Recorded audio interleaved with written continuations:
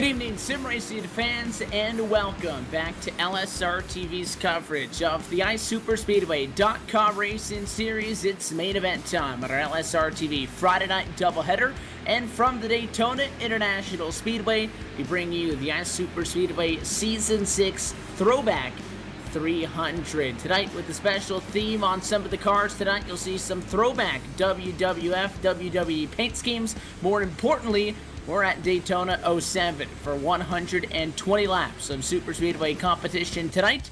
And as always, we're so happy to have you along with us for the ride. Alongside of myself, Evan Pozzocco, as always, with Andy Kessler, as well, joined by Austin Coop, Jared Haggerty, with Cisco Scaramuza downstairs, and Andy. A lot of laps, a long way to go till we get to the checkered flag.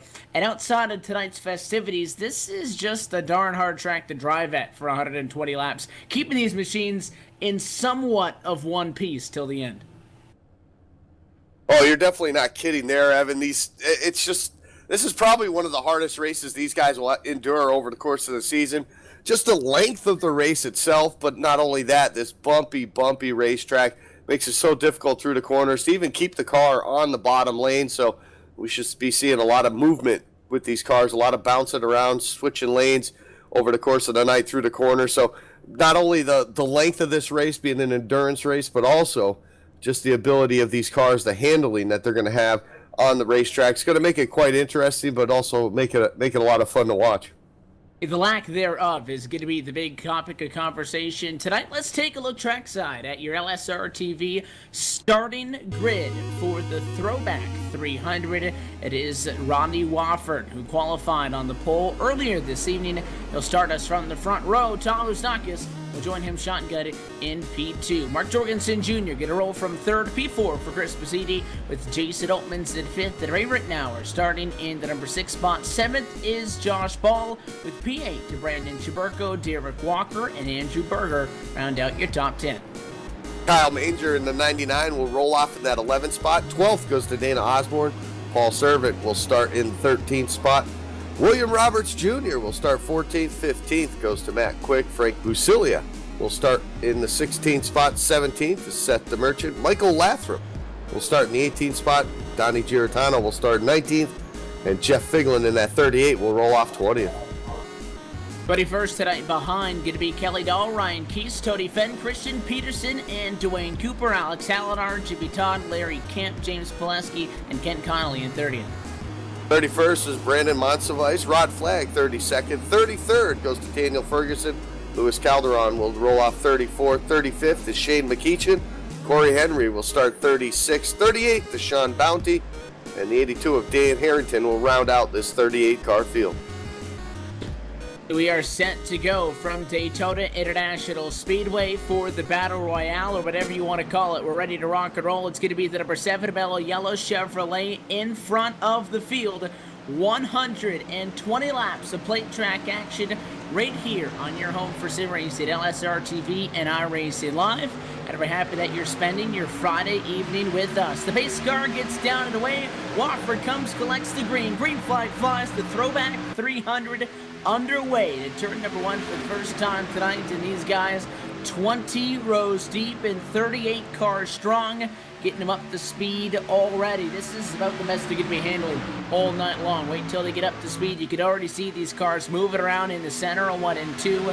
Top side may just be the preferred lane on a long green flag stretch, and a long green flag stretch may indeed be a challenge tonight as we get these guys up to speed already. The side draft, Moustakas on the door of the number 88 machine on the inside of the racetrack, and Jorgensen, so far so good though for Rodney Wofford. He'll power turn number 4, looking to lead lap number 1. Yeah, it's something we're going to have to watch here all night long, Evan, is that side draft, especially through the corners. We saw already, not even up to speed in turn number 1, but these guys are already bouncing all over the place. Even through the trial, it gets pretty sketchy with these cars at this racetrack, so we'll definitely keep an eye on those guys there. Look at the inside lane, though. Tom Lustakis making a bold move there, as after Wofford went to the high side, he's going to go to that bottom. He'll take the advantage off of turn number 2. But not for long, because here comes Chris Pacina giving that 7, Rodney Wofford, pretty good push down the back straightaway. And not to mention the 51 of Jason Altman's also right there in the mix on the top side. Yeah, it's really a dead even race right here at the very front of the pack. Back in the pack, we got some positions up for grabs, but really off the corner, you're going to be about even toward the start-finish line. That's going to be about the same way for a couple laps, but I really think that top line, as we've seen in previous races, it's really going to come out stronger after the long run. The top line just doesn't wear and tear on your tires so much, and it's definitely not as bumpy down there. And we definitely looks like we got a better line forming up there too. The 1 and the 7 car look like they're a little bit stronger, but at the same time, it looks like right now the bottom line is having a small advantage, but I don't think it's going to last for long. You see the outside, again, they were behind on the opening lap, but they didn't believe it, and you see the 51 slides high. Jason Oatmans can't get that car turned in the corner, problems behind, and contact in front of them. Piscini hard into the outside wall for the top 5. That contact after the caution flag flew behind, and that is not pretty. As the caution flag displayed, Piscini involved in contact. It looked like the 48 machine of Josh Ball got into him, and I believe collecting in that as well, the 8 and the 42, all from inside the top 5, Andy. That's not even where the initial contact was. That'll happen behind these guys. Yeah, it's amazing. I don't know if the yellow flag scared these guys or what it was right there off of turn number 4, but for our leaders, wasn't the cause of the caution, but all started with Jason Altman's there in that 51, getting a little loose, it looked like, pushed up the racetrack. They went 3 wide, and then all heck broke out right in front of them. A regular old cage match, if you want to call it. That's what we had up front. These guys beating and banging into each other, and we got big accidents, 2 of them here on lap number 3.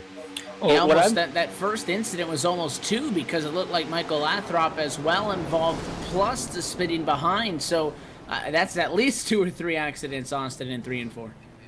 Well, what I'm looking at right here is that when the caution came out, some guys let out almost as soon as it came out, and these guys are going as fast as they can, and they don't think that quick to let off the throttle that quick. They usually wait for the person in front of them to get a little distance, and then they'll back off, and the person in front of them will back off. But it seemed like as soon as the caution flag came out, some guys just lifted, and that's why I think there was multiple accidents. They were just so close, and when the guy out front just doesn't stay in the gas anymore, I think that's what happened there.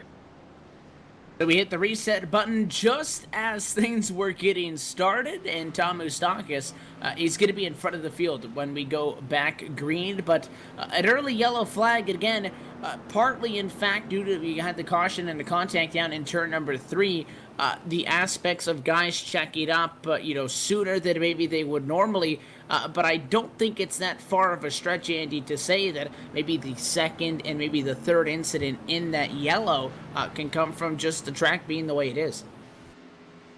No, you're absolutely right, and it just that it looked like a one car incident there in 3 and 4 is what brought out the caution. But then you get these guys up front racing hard, and the bumpiness of the racetrack I think also showed a little bit right there for some of these guys when they made that contact, because we talk about the side draft being so close, and when we're at the regular Daytona or Talladega track, it's so much smoother. They can run that close to each other coming off these corners. But when you hit a bump just right on this racetrack, on such an old surface like this with all the bumps that it has, you're going to have these guys, when they bounce just a little bit, they're going to come up the racetrack or down the racetrack. They're going to make some contact, and that's where the side draft really is going to be one of those danger plays of the night here. It being that close to each other on these corners, and we'll have to keep an eye and see if we have any more issues like that. But already some big names already with some heavy damage here early on. And I'll tell you what, we talked with the guys that took home the checkered flag earlier on tonight as well in the IROC event, and the strategy in that was stay up high and ride early. But they also said that they were hoping to get some green flag runs in. Tonight they're going to have to wait a little bit longer. And this opening yellow, sure, it does slow the pace. There is still well over 110 laps to go at Daytona. Plenty of time for some of the guys mid-pack and on back to try to implement some strategy and to get to the front. But in the meantime, it's the Babymobile. Tom Moustakis leads at Daytona early in tonight's Throwback 300. We'll take this opportunity to take a caution flag of our own and bring you right back to DIS for the restart. You're watching LSRTV's coverage of the iSuperspeedway.com Racing Series Throwback 300 on iRacing Live. We'll be back for the restart in just a moment.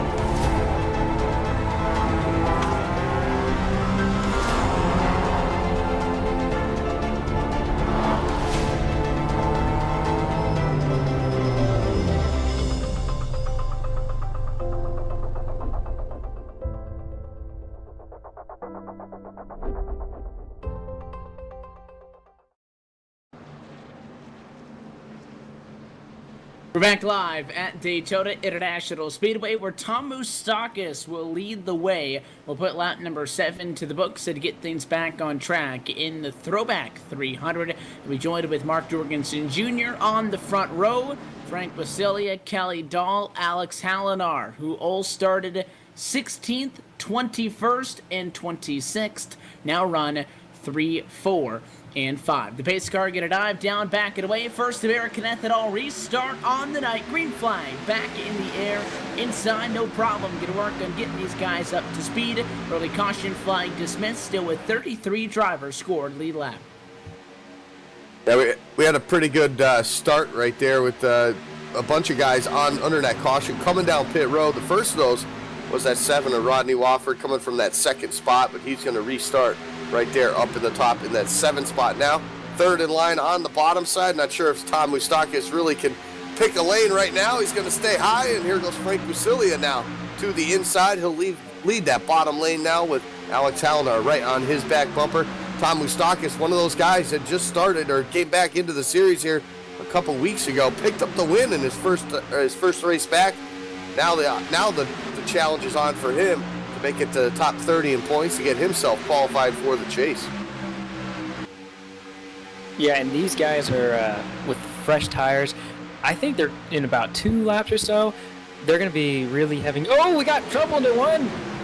Oh, and it's Moustakis around in front of the field. The caution flag will wave yet again, and they're all going to struggle to get those guys slowed down. Plenty more will be collected back in turn number 2, and that is what you call not pretty, as the caution flag flies once again, this time lap number 9. And again, we know the struggles of this track. We talked about it in the opening race on the evening, and I was just going to make a point about trying to go 2 and 3 wide and guys in the back of the back trying to make their way through. 2 wide seems to be difficult enough, though. leading on the outside of the racetrack, the 94 Machine Frank Basilia. Unique to this track in specific, I think, is the fact that the leader likes the outside lane of the racetrack a little bit more, Andy. So you got the 210 tracing the 94. The 94's got the whole track to himself. So the 210 would be, I mean, not by your regular standard, but I guess at this track you could say kind of pinching the 64 down a little bit. But then you do see Alex Hallinar definitely move up the hill. But we're going to see that all night long. And if they're not even being aggressive on each other yet, and you get two cars making contact, it could be a long night. Oh, it's going to be a long night for a lot of these guys, and it's just the product of this racetrack, I think, with the bumpiness that it is. These guys are so used to week after week running the normal, I'll call it the normal Daytona and Talladega that you see on the sim. So smooth and so easy to drive, really, and then you come to a place like this that these guys only really come to only once, maybe twice during the season, so it makes it for some interesting racing as far as that. When you're so used to one way and then you come to a track that it's totally different, you gotta leave room in between you and the guy on the bottom, and right there we saw it exactly what we had been talking about early on is that bottom side, it maybe hitting a bump, getting a little bit loose along with the top side, and they end up just making some contact there, and it was mayhem after that, and pretty much the whole rest of the field involved in that, Rick. Yeah, good majority of the top half of the field definitely had a little bit of contact, and yes, they do have a free iRacing new car that they can just put on the track, but you know, these guys really need to almost just take a breather between now and this next restart and think, you know, I don't have that safe gate anymore. I really got to drive a little smarter. Maybe I drive towards the back, let the rest of them wreck, or you know, just you know, find a partner and just ride with them for a while, because they can't be racing like this the rest of the race. There'll be maybe 5 cars left, and you know, I know a lot of these guys want to at least get a decent finish, you know, considering points, and they don't want it to be at the back. You know, some of these guys have massive damage, and they can't afford to lose points like that. They really got to be a little smarter on these restarts here. Well, I'll tell you, the problem with that is most of these guys are really hungry for a win.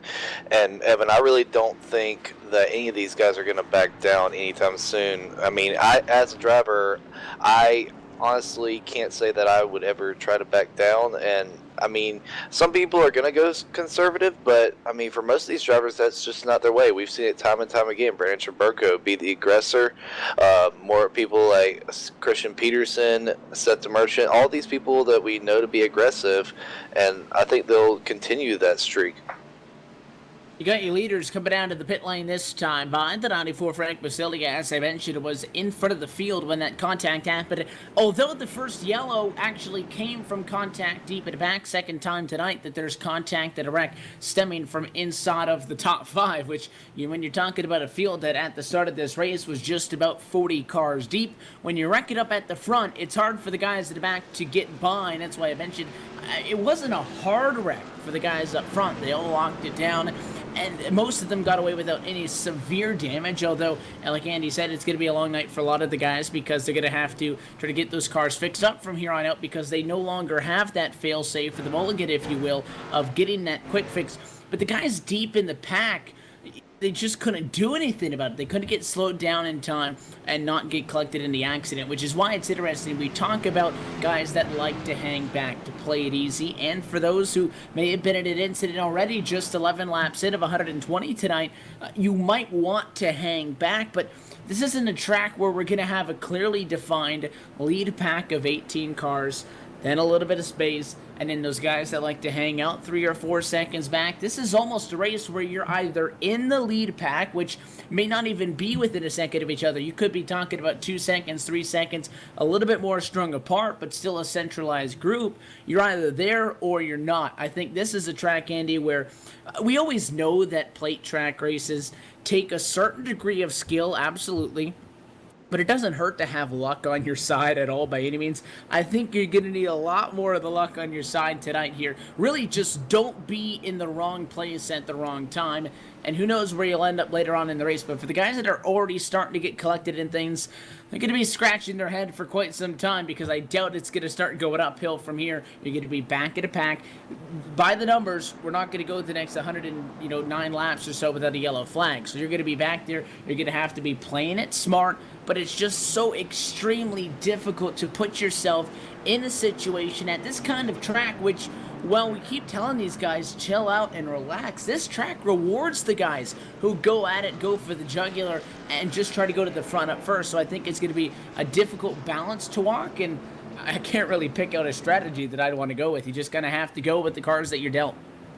Yeah, and you know what? Being up front, obviously, is typically the safest place to be, especially at a play track to begin with. But we just saw that last track happen with two of the top three guys making the contact. So you're not safe anywhere you are on a super speedway track, and this track just showing that as well. And I think this type of racetrack, it's one of those things, as if we can get some longer green flag run in, you're going to see these guys really just be pretty much single file. And like you said, we'll have groups of 8-10 cars here on the racetrack, but it's just got to get to that point. It's got to be able to get strung out, and these guys got to be able to put some separation there, but they got to get there first. So it's going to be a key for all that to pretty much let it shake out. You almost got to treat it like a mile and a half maybe at the beginning of these restarts, just to let things kind of settle down and get in a place where you're comfortable on the bottom. So we'll have to keep an eye on that if these guys are able to do that here. But it should be a fun one, because there's a lot of bench sheet metal up in this racetrack, on the racetrack right now. Even all these guys in between of the rest of them as well, because you got guys like the 48 of Josh Ball there up there inside the top 10, but he's got heavy damage there to the rear of that car as well. So it's going to be interesting to watch here as we move on. I do believe here we have a waved off caution so that most of the field can catch back. As you can see right now, we only have about the top 12, about top 13 right here. So we're going to take another lap around the track. And yeah, as to say what you guys are saying, I really still feel that if we're barely 10% of the way in there. If I was a driver and I got involved in one, maybe even both of those, I'd have to save the car, because I just cannot. If I was a driver, I just could not. I could not take myself out of the picture of an end result. Well, Evan, what do you think the over/under is of Chaburko staying in the back? Because I don't think it's very good. Yeah, I don't think he's going to be one of the guys that hangs back. Well, I think that may be the right thing to do. He's not going to hang out in the back. And the problem is, again, just as Austin had mentioned, Andy, is, at this point, if you're in one, if not both accidents already, God forbid, you're going to be in the back of the pack. It is a long race, so you can stay, way back. You can just completely remove yourself from the front of the field. You have to hope that you're going to be able to get back up there later. It is the Throwback 300. It is a big race at Daytona, one of the endurance events. It's a special night with all the paint schemes, but it is a points-paying race. You still need to salvage, and I hate saying the word salvage, but it's what a lot of guys are going to be doing tonight. You get damaged early. If you lose your quick fix and then you find yourself in more contact, you got to limp around for an hour and a half. It's just the way it works. Yeah, and at a plate track, that's not the fun thing to do either. If you're not able to stay in a pack or stay up to speed with these guys up front, that makes it even longer of a race when you're trying to just hang on by yourself, and it's a lonely, lonely racetrack out there when you can't have any drafting help at all. We're going to see, because the lights on top of the pace car are out this time by, and the pace car is going to make the sharp left-hand turn down to the safety of pit lane. We'll see if third time's the charm. It'll be Tom Moustakis once again, who will bring us back to the green flag, joined on the front row by an Ice Super Speedway champion in Frank Basillia. Green flag flies, back at it again. It's the 88 of Jorgensen to the bottom on row 2, and a 13 of Kelly Dahl to the outside. 2 abreast we go down to the quarter. Talk about guys with damage. Both Derek Walker in the number 20 and the 12 of Corey Henry riding P5 and P6. Some of the guys that got beaten up in a couple of those last incidents, they're still up there running inside the top 10, which is something that we really didn't talk about. That is, just because you got damage doesn't mean you got to use the quick fix up. If it's not that bad, keep that in the back pocket for later and just try to survive until it's go time when you get down to maybe the final 50 or 25 laps. You're absolutely right. You can see that top side really just lose all the momentum. A lot of guys choosing to go back down to the bottom. We might see this quite a bit right now as these guys try to shake things out and settle down. We'll see a lot of single file racing here, maybe to log some laps, get some laps under their belt. As we can see that bottom side really taking advantage right now. Top 3 are clear. And Josh Ball right there in that 48, another champion at the Ice Super Speedway Series. He will clear himself now, and the top 5 will be single file past the top side of the leaders. The 94, Frank Busili, along with Kelly Dahl in the 13. They're going to fall back quite a bit, but Christian Peterson decides now to go up to the top side, and he'll lead that top side, but he's got a lot of work to do. Somebody I want to talk about right now is Corey Henry. He's gone from around 36th to 10th, and it looks like he's going to get another spot here after turn 4. He's really cranking the wheel, really getting up on it, and I'm pretty sure that he does not have any damage or hasn't taken... Oh, we got on flag the inside, there. but wow, they definitely... Holy cow, what a save. But talking again about Corey Henry, oh my gosh, I just need to stop talking. These guys are going crazy. Man, I tell you what. The third time they about junked him, Jared. I don't know how they held on. Kelly Dahl, I mean, I don't know how he saved that car. He was literally sideways through the corner in the middle of 3 and 4 there. It looked like what happened is the air almost got taken off the spoiler. Oh, no, that's actually not what happened. Turns out it was the 14, no, yeah, it was the 94. He came down on 13 Kelly Dahl, and that just pretty much checked up the whole field.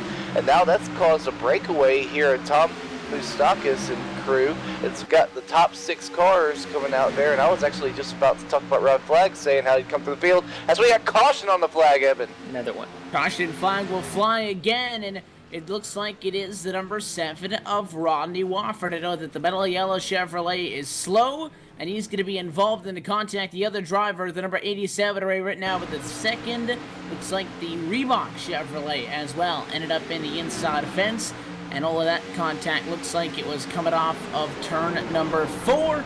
And basically, that's just the car getting sideways. Rittenauer, Saison back and forth on the wheel, and he just lost it. Almost like a Denny Hamlin there, coming off of turn 4. The car broke sideways. Wrong place at the wrong time for the 7 machine to be the innocent victim in that one is going to be collected, and that's Rodney Wofford. Wofford really didn't nail the fence, but there was a lot of contact there amongst those drivers, and once again, we slow him down for the 3rd time tonight. The caution flag this time a little bit deeper in the pack, which is interesting, Andy, because we went back green. It didn't look like there were that many cars still in this race. We still have 35 drivers on the lead lap. They were just very spread out. This contact happened well behind the leaders, but it was still for a decent running position.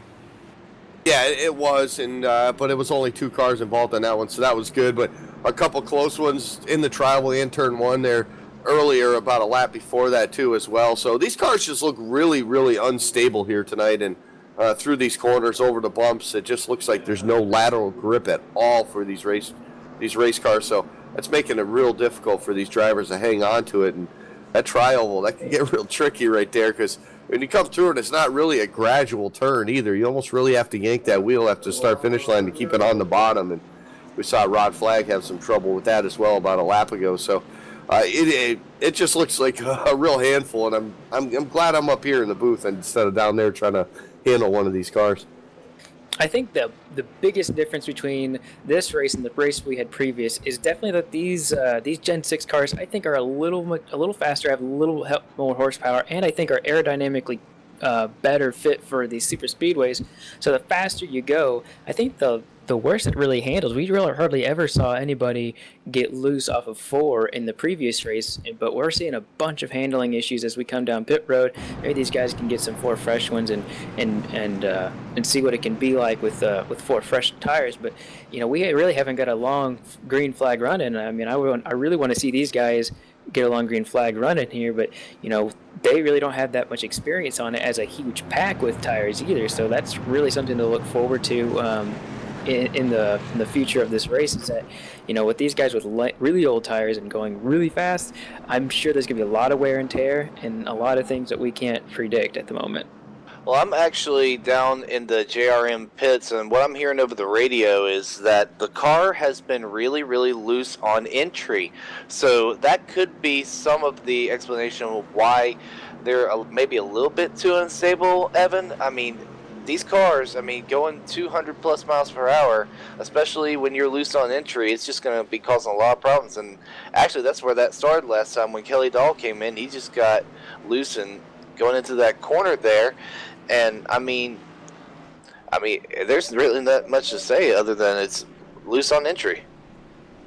Yeah, it's loose in and it's loose off, and it's loose to the middle, and it's loose everywhere, and then it gets tight at times, which is not very fun to drive, I'll tell you that much. Again, we saw this in the IROC race, but those, obviously, the COT cars, a lot nicer to handle than these Cup cars that have that 2016 rules package on them as well, and we were only racing with about 12 drivers on track as opposed to 38 that took the green flag in this one. So with that being said, you know that it's going to be cramped, you know that it's going to be tight out there on the racetrack, but I mean, you can't just take it easier and the car not get loose anymore. It's easy to say, you know, they got to screw their heads on, they got to take it easy, but when it gets to a point where when the car is just spinning out when you're driving at Daytona International Speedway, there's not much you can do. You can roll out of the throttle a little bit, Andy, but you can't tell these guys to just coast in the corner. They're going to have to try to fight against it. And again, the problem is, even with how spread out we just were, you're still going to get those times. The first incident inside the top 5 was the same way.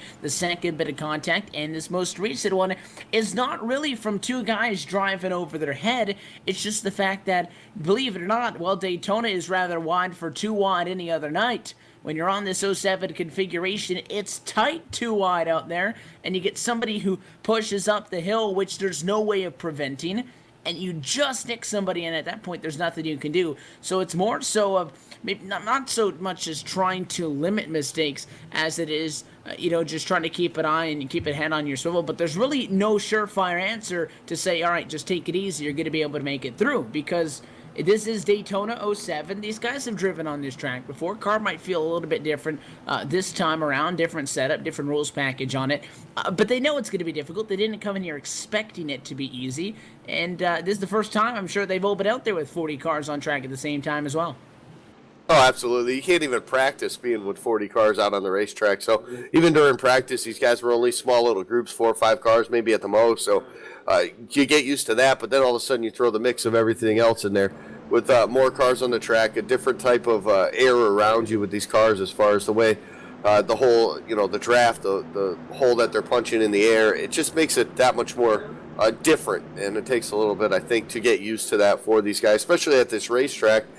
We talk about it, they don't race here every single week, so it makes it difficult when they do come here. That is something totally different that they're not used to, so it's something they got to get used to rather quickly before time runs out or before they end up with a damaged race car and can't continue.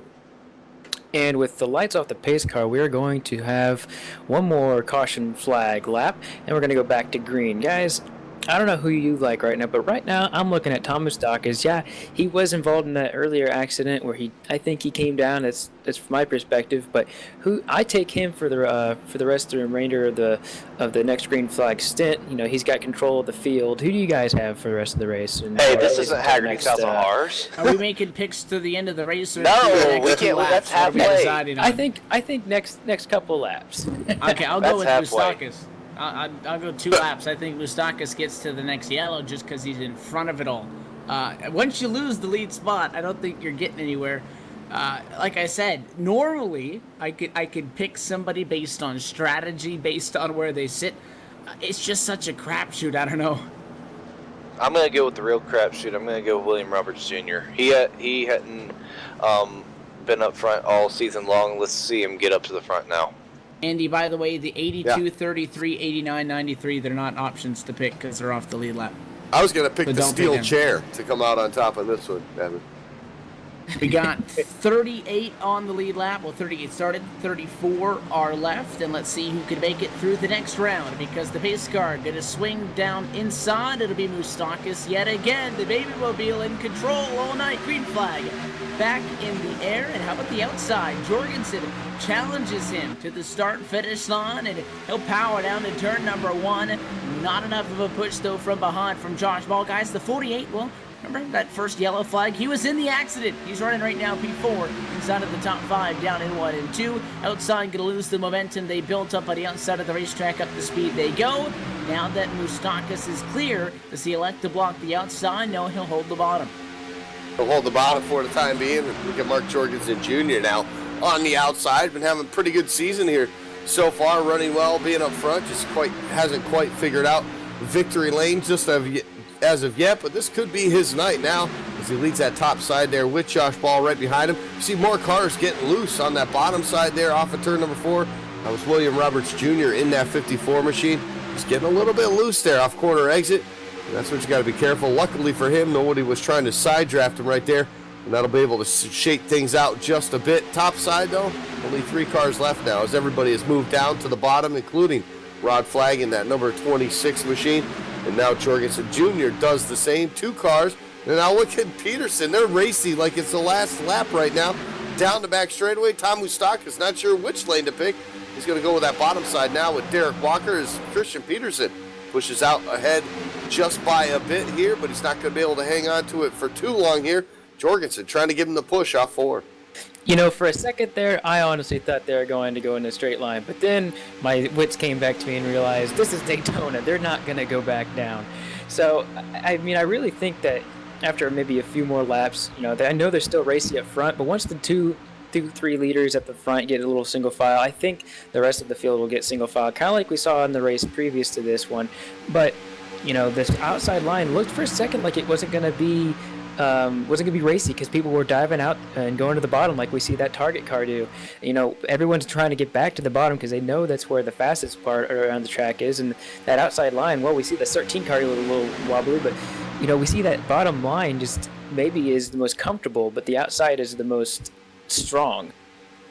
Yeah, that outside may be the most comfortable, but I'll tell you what, I'm noticing that these cars there on the bottom, they're pushing up there just off the exit of the corner, and it's going to cause a problem here because the guys up top, they're getting a little bit loose. So if somebody gets a little bit loose, somebody gets a little bit tight at the same time, it's going to end up really, really bad. As you see right there, the 32 sliding up the hill, 20 just sliding down the hill. So, but right now it looks like the 20 is getting a big run down here into 3. He's going for the lead. And he's digging in the corner, and you see, though, no help from behind by the 7 with Christian Peterson because you just can't push on each other. They got to build up the momentum with a couple of cars. 2 cars may not be enough to get the job done. Of course, it's Moustakis, the lone helper, on the inside to keep Jorgensen in front. That time by the start-finish line, lap 27 of 120 goes into the works, and the outside, hang it on, 1 car like the back. Don't try the side draft quite yet. The number 20 machine of Derek Walker leads the charge. Throwback mellow yellow paint scheme behind for Christian Peterson. They're trying to get back up there, but again, 2 cars not enough. The problem is the back bumpers of these cars and the front bumpers of these cars, they're not nice and flat. They're not nice and smooth. So when you got somebody on somebody's bumper, we had a close call the last time by. DeMerchant, Ball, and I think as well maybe the 12 of Corey Henry. We got 3 guys up on each other. They just about sent them all into the fence. So these guys, well, they've had a couple of yellows early, and well, I'm sure they'd like to get some green flag laps in it. They're not settling things down at all. Walker with the nose at the start-finish line that time for the race lead. This is the iSuper Speedway Series. These guys don't settle down. They never do. Week after week, we see it lap after lap, 2 wide for that race lead, and they're continuing to do that even though with the circumstances that they are at this racetrack. And you can see these cars, even down the straightaways, getting all over the place, moving up lanes. It's kind of fun to watch here, and I'm sure it's a handful for these drivers right now. But that top side, they had the advantage just that last time around. Derek Walker was able to lead that lap, but now he finds himself side by side with that 32 of Seth DeMerchant, our most recent Cup Series champion, and they're battling off of turn number 4. And you can see that top side get the run off of 4 because here comes Derek Walker back up towards the front and give that lead back to Mark Jorgensen Jr., at least that time by. They all start to group back up together again, and now Seth DeMerchant to the outside, almost forced up to there, but now he's got his teammate right in front of him as the top side still continues to try to get a job done, and they're going to pull away just a bit off turn 2. You know, I am watching Seth DeMerchant a lot, and his car has a little bit of right rear damage. I'm really surprised he's able to keep it up there with the amount of damage he has there, which might be why he's so loose off of turn 4. You know, he's got a little bit of damage. There's a little less arrow push towards the left or towards the right rear, so the left, so it wants to really kick out a bunch. You know, and you know, I think he's trying to get behind some guys that are really fast. You know, he's behind his teammate, really comfortable plays. Oh, we got a really loose on the bottom. That's going to be Tom Moustakis who got a little loose. But Seth DeMerchant really, I think with that damage, he's doing a really fabulous job just keeping that car together. I know he's been pretty wobbly, but you know he's doing a pretty good job there in about 5th place. Yeah, he's doing a great job there. But right now, battling back on the outside. Here comes the 88. He makes the pass on Derek Walker. And again, the 71. He's being able to push people. He's not had anybody been able to push him up to the front. I mean, it's just a cat and mouse game. Who's gonna, as you see the 20 go out there on the outside, Jorgensen looks to block high, but then thinks better of it. Here comes the 20 on the outside again. And right now, the 20 and the 88, a few laps earlier, 88 radioed the 20 saying, hey man, these cars are a little bumpy. You can't be pinching me like that. As you see that happen right there, he's pinching Moustakis right down. And he just reminded the 20, hey, if these cars are going to slide up, if we hit the bump the wrong way. But right there, Christian Peterson's going to be pushing him to the backstretch. 20 is going to be going for the lead down into turn number 3. Not that bad yet because we haven't seen a lot of consecutive green flag action. But once we get these tires beginning to rub off and you start to lose the handle or what little handle you even did have to begin with, that's when it gets dangerous. But you can side draft just a little bit. Probably not the smartest idea, but we're seeing a couple of guys do it in the center of the corner. Maybe when they feel a little bit confident that the guys to their inside aren't going to push up and they think they've got the corner dealt with. They get down, they get on the door, they make a run, and that's how Tom Moustakis plans to get back out in front. But battling back down low, the Exalta Chevrolet not going to give that one up at all. It's on the bottom, Mark Jorgensen Jr., who wants to retain the top spot. Interestingly enough, Jorgensen, Moustakis, Walker, Ball, 1, 2, 3, 4, started 3rd, 2nd, 9th, and 7th. Then, the next 8 drivers all started outside the top 10, including Corey Henry, who we talked about earlier, who started P36, that runs in 9th. How about Shane McEachin? I haven't talked about him tonight. He's back in 13th position. He also started way back at P35, so a couple of big movers starting to weave their way through the field and trying to catch your leaders right now that are all once again chasing the 210 Toyota of Moustakis. But now it's Derek Walker back up the bottom, the 20 car on the offensive. He'll take the point down out of turn 2.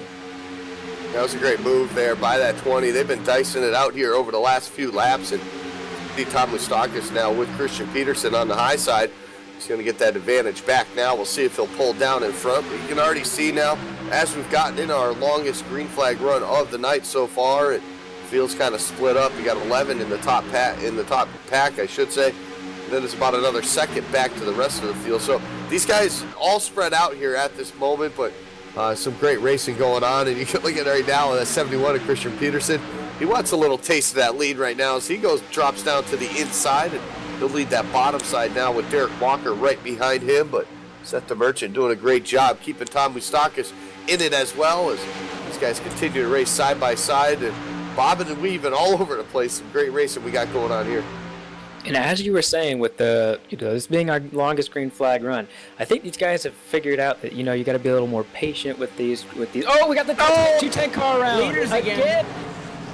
That I don't They think the save caution it. just yet. No caution. Peterson No caution. somehow hangs on. The question is, behind him, do they check up in time? It looks like everybody's going to somehow make it through turns 3 and 4 in one piece, and that was just Moustakis into the corner.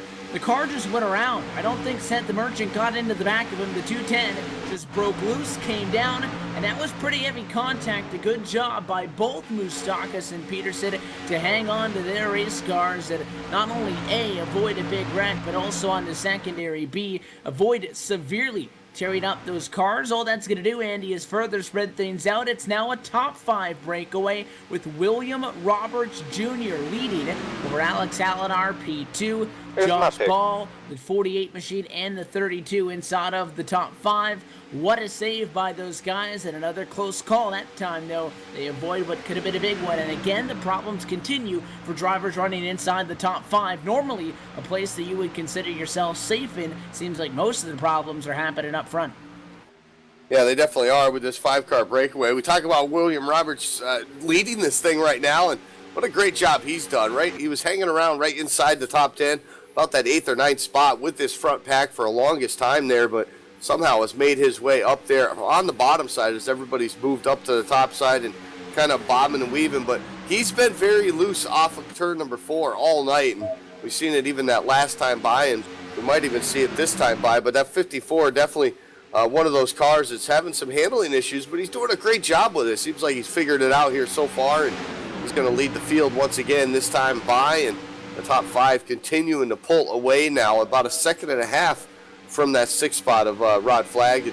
They'll continue to do that through 1 and 2, but you can see them. They're just not able to stay in a direct line all the way through the corners, even down the straightaways. Just everybody moving up the racetrack. You can just tell that the handling is so off in these cars right now.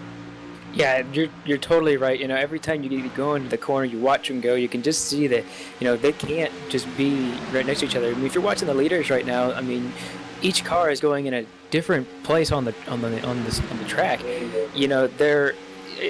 Alex Hallinar is going to be, he's going to be the guy who I think is going to be able to take the bottom and keep the bottom and hold the best, just because he has the new car. He had used the fast repair, utilized it after his first wreck, and he's back at the front. But you watch these guys behind him with damage. I mean, they cannot keep the bottom, and after a while, I think these front two are probably gonna take off.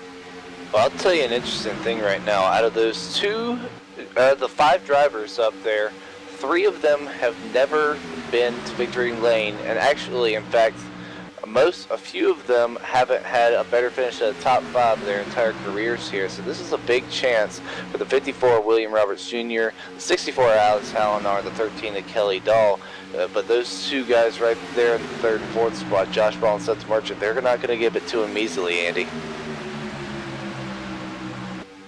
No, you're talking about 2 champions right there of the iSuper Speedway Series, and 2 of the most recent champions, we might say, as well as Seth the Merchant picking that up just the end of 2015. Josh Ball, of course. Your points. Contact trouble, red flag. And the 26 of Rod Flag there, and we're going to have a caution flag right there off of turn number 2. So those 2 guys, 6th and 7th place, they caused the wreck here on lap number 39. Tom Moustakis, I'm watching the replay right now, got Rod Flag loose, and from there, everybody else just piled in right there. Could not get checked up. The 25 of Dan Ferguson's involved. The 57 of Luis Calderon is involved as well. Oh my goodness, what carnage down there at a 2. It looks like Rod Flag's night is going to be done as he's used his reset, and he is going to take that 26 Cheerios forward to the garage. Some of these guys didn't slow down for the wreck. I mean, I was watching some of these guys, and they just flew in there ARCA style. My goodness. I mean, some guys ruined other guys' nights here in this wreck, and I'm sure they're not going to be happy about that. Well, we know, and we saw that again. I know at least in the first caution flag, we saw very similar where the guys behind them either A, didn't see the wreck, or B, just couldn't get slowed down in time. I do know there's a lot more smoke on the sim now. I'm not sure if that has anything to do with it, playing devil's advocate, but as well, it could just be they can't get them slowed down in time either on the track, but that's more contact amongst guys up front. And I did say, all right, I asked the question, are we picking people for the win or for the next 2 laps? Well, I picked Moustakis for the next 2 laps. I said I can't guarantee anything after that. Fell back in the pack. You can't guarantee anything even up front, but once he lost that sanctity of leading this race, he's junked, and he's missing the entire back end of the 210 Toyota, which means pit stop's going to come this time under the caution flag. We were approaching green flag pit stop, Sandy, and said we head down behind the pace car and led by the Amsoil Toyota of William Roberts Jr. That's good to see William Roberts having a great race that he is here up front, and hopefully 4 fresh tires will be able to help stabilize that car here, because he has been pretty loose off of the corner exits, but he has been pretty fast as well, being up inside the top 10 after starting in that 14th spot. And he's been leading the last 5 or 6 laps here, and he's going to take 4 tires. But look at that 32 machine at Seth the Merchant. Quick little 2-tire stop for that 32 machine, and he's decided, I want the race lead. Yeah, I'm Seth the Merchant, somebody that's not going to make the, maybe not the smart call. That may not be the right word. The person who's not going to take the conservative call, a Seth the Merchant, a Brandon Chiburko. That does not surprise me at all. Hopefully the clean air is worth it, because that car is not going to be fun. I still like the 4-tire car. William Roberts Jr., I mean, that was my pick when on that last little stint there. But, I mean, I think the 4-tire call in the long run, because if these guys go green flag for a long time, Seth Merchant and all those cars that took the 2 tires, it's not going to end up good for them, and I'm really worried. But right now, Evan, I haven't been in the booth for a while. I think it's actually time to do a Haggerty's House of Horrors picks for the race, and I know how much Andy loves these. It's too early for this. No, it's not. We're almost halfway. But do you want to take a break, or you want to do these after the break? Let's throw Andy under the bus. If any of our picks make it to the final 50 laps, I'd call that an accomplishment because that's a win. I mean, yeah, I'd take that. The rate of attrition itself is not that bad because, again, although we've seen a couple of accidents, they're not huge wrecks. We still have 31 of the 38 drivers that started this race on the lead lap.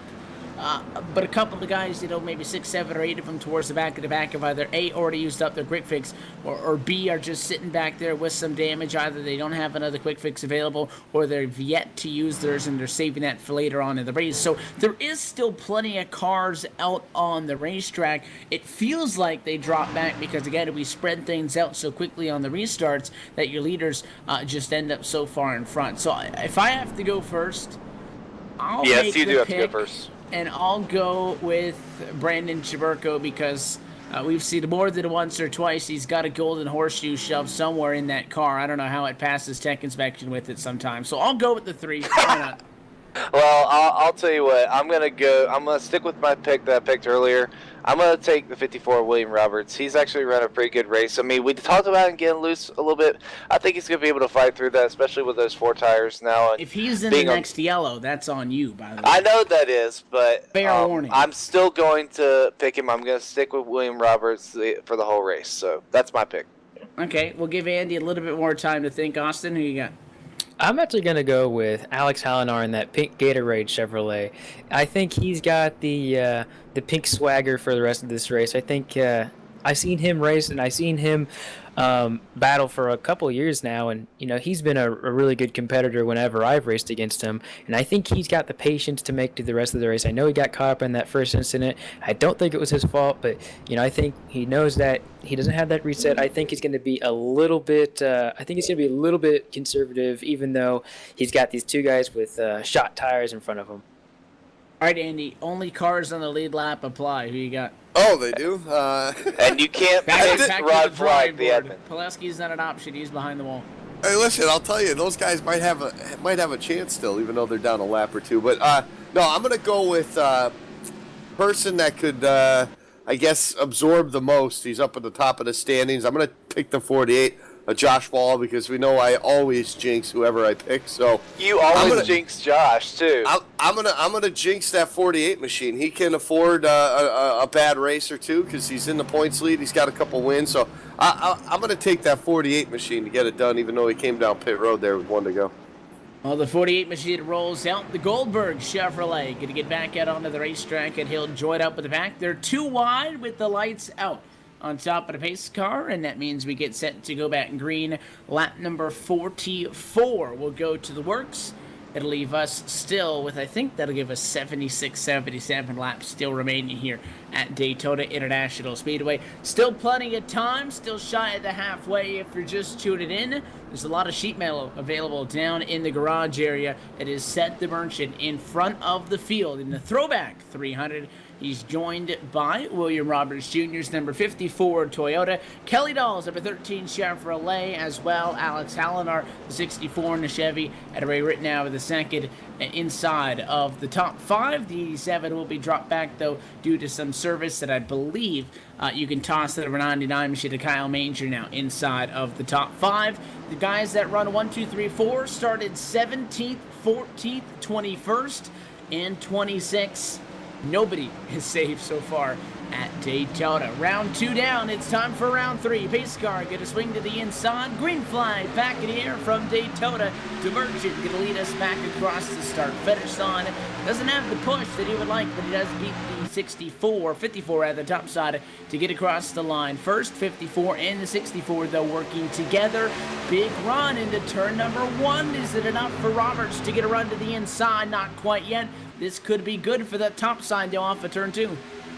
Yeah, it most definitely could be right now because Alex Hallinar was able to time that just right. He'll get right up on that back bumper. They're up near the wall there.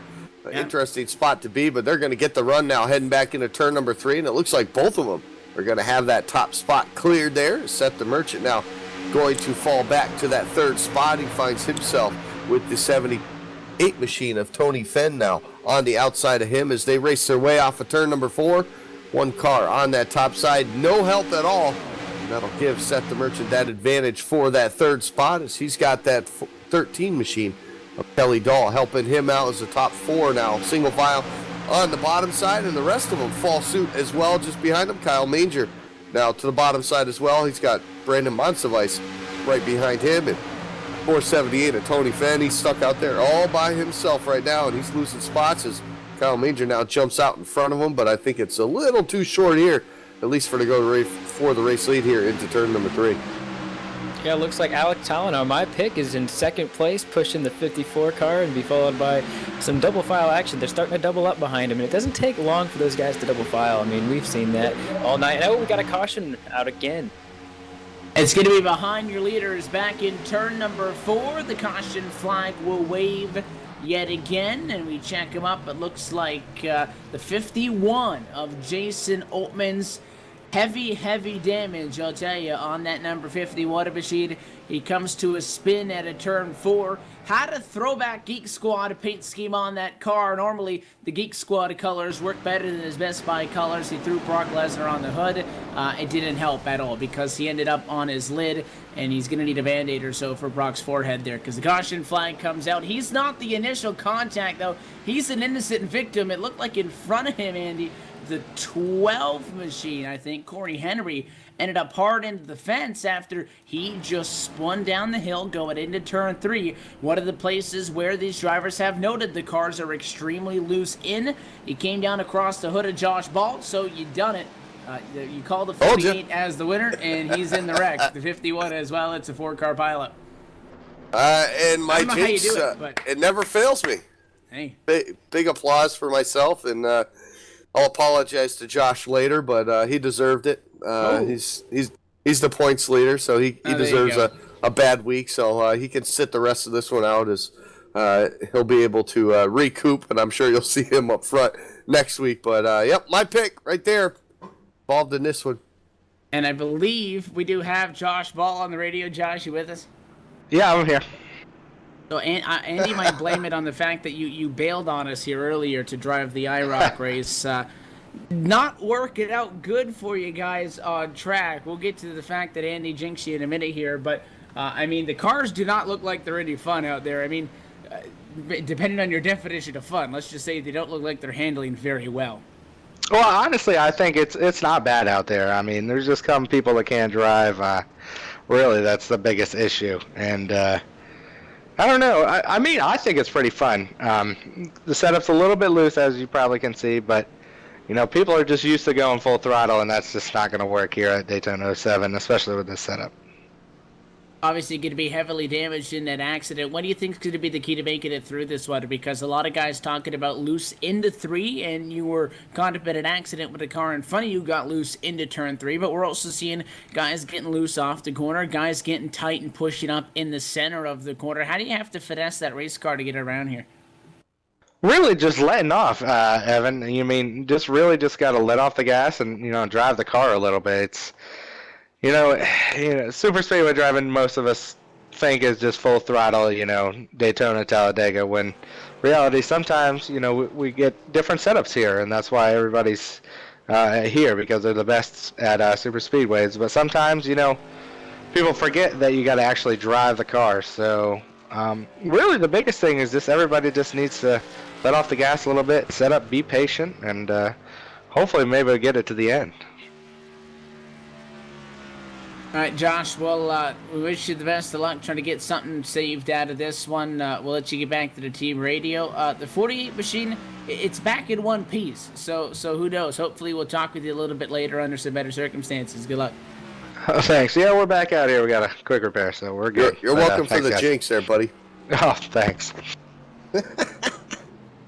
So that one is definitely on Andy. I think we could agree on that one. Right. So while they work on their marriage counseling, we'll step away and go to a quick commercial break. We'll be right back from Daytona. Seth the Merchant is in the lead of the Throwback 300. More ISS coverage right here on LSRTV, the voice of sim racing, when we return.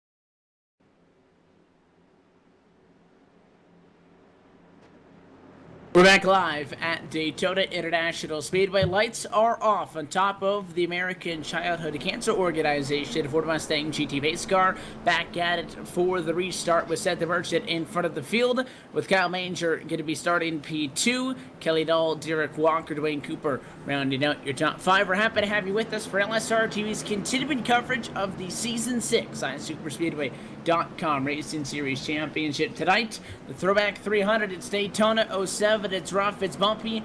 For a lot of guys, it's a whole lot of no fun. And we're going to see if the pace of this race changes, because we're going to be taking it lap 50 this next time around. It'll leave us with 70 laps to go in competition. It'll be 71 actually this time through. It's Evan Pasoko, Andy Kessler, Austin Coop, Jared Haggerty, and Cisco Scaramouche hanging out with you on your Friday evening. And it has been a unique evening of racing competition so far. We'll see if Seth the Merchant can get out in front and just kind of lead for a little bit, log some laps, get out in front, stretch his legs, something that nobody really has been able to do inside the top 5. In fact, the top 5 has brought us the most caution flags so far in this competition. So the pace car going to get well out of the way inside of the front row. The target Chevrolet, Seth the Merchant, back of the green we go to the American Ethanol restart box, and we're at it again. Good jump on the bottom side. Seth the Merchant going to nose out just a little bit right now over that 99 of Kyle Manger. And everybody going to get up to speed rather easily, I would say, right there. No issues on the restart. A little bit of jumbling for that certain lines they want. We see Tom Moustakis making his way back up through the field. He's right there around the top 10 as well. The top side, though, they're going to get an advantage here down the back straightaway.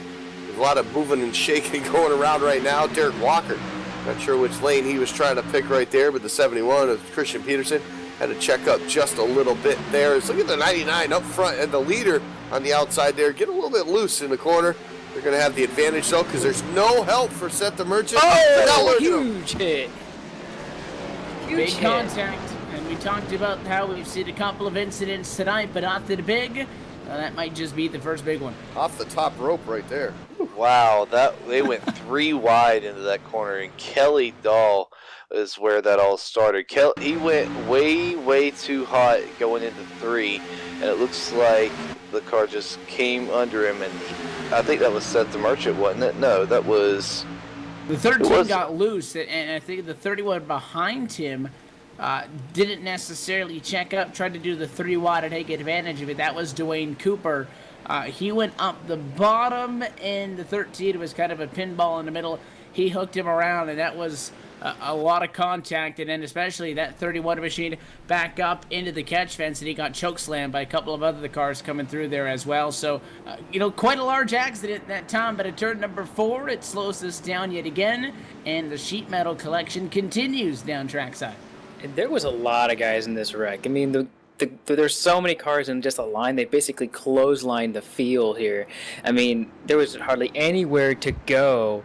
In the 31 car, I mean, he got the worst of it. I mean, I think he had nowhere to go. He goes airborne and gets, oh my goodness. I mean, he got thrown out of the ring. I'll tell you what, some of these guys got a little bit of damage. My pick, unfortunately, William Roberts Jr. got a little bit of damage there. A little bit. That's just what they a little call it. bit. Yeah, just a little bit there. But they're going to all come down here and get 4 fresh Goodyears. Or maybe we'll even see the 2-tire call again. Maybe we're going to risk it. Maybe throw. I mean, I don't know. I think somebody I'll tell you what, it. Divergent took the 2 tires, and I was doubtful on it because the handling wasn't going to quite be up there with what it could be. He took 2 again. I don't really think that matters. Oh, caught it! Road. Hello, the 99. Well, there's the car there. That was almost an accident on the pit lane. Don't see that often. Kyle Manger sideways in the middle of the pit road. He can't get back going because there's a steady flow of cars coming out. He was racing off of the pit lane. He had to slow down for the 87, but he cut off Seth the Merchant, and he just looped it around. So no damage on the Manger's Chevrolet, no damage on the Merchant Chevrolet either. It looks like actually nobody going to get any damage in there. It is going to hurt the 99 time-wise, though, because Kyle Manger going to go from a top 5 running spot to at least outside the top 10, because again, he had to sit there. He couldn't back up and get out of the way until a couple of cars had to pass through. so that mixes things up yet again. Good news is a couple of wave buys for some guys that used up a quick fix earlier in this race. Josh Balls, Jane McKeechin, Ryan Keese, Louis Calderon, and Larry Camp will all get a wave buy. And how about Tom Moustakis back to the front of the field somehow, some way?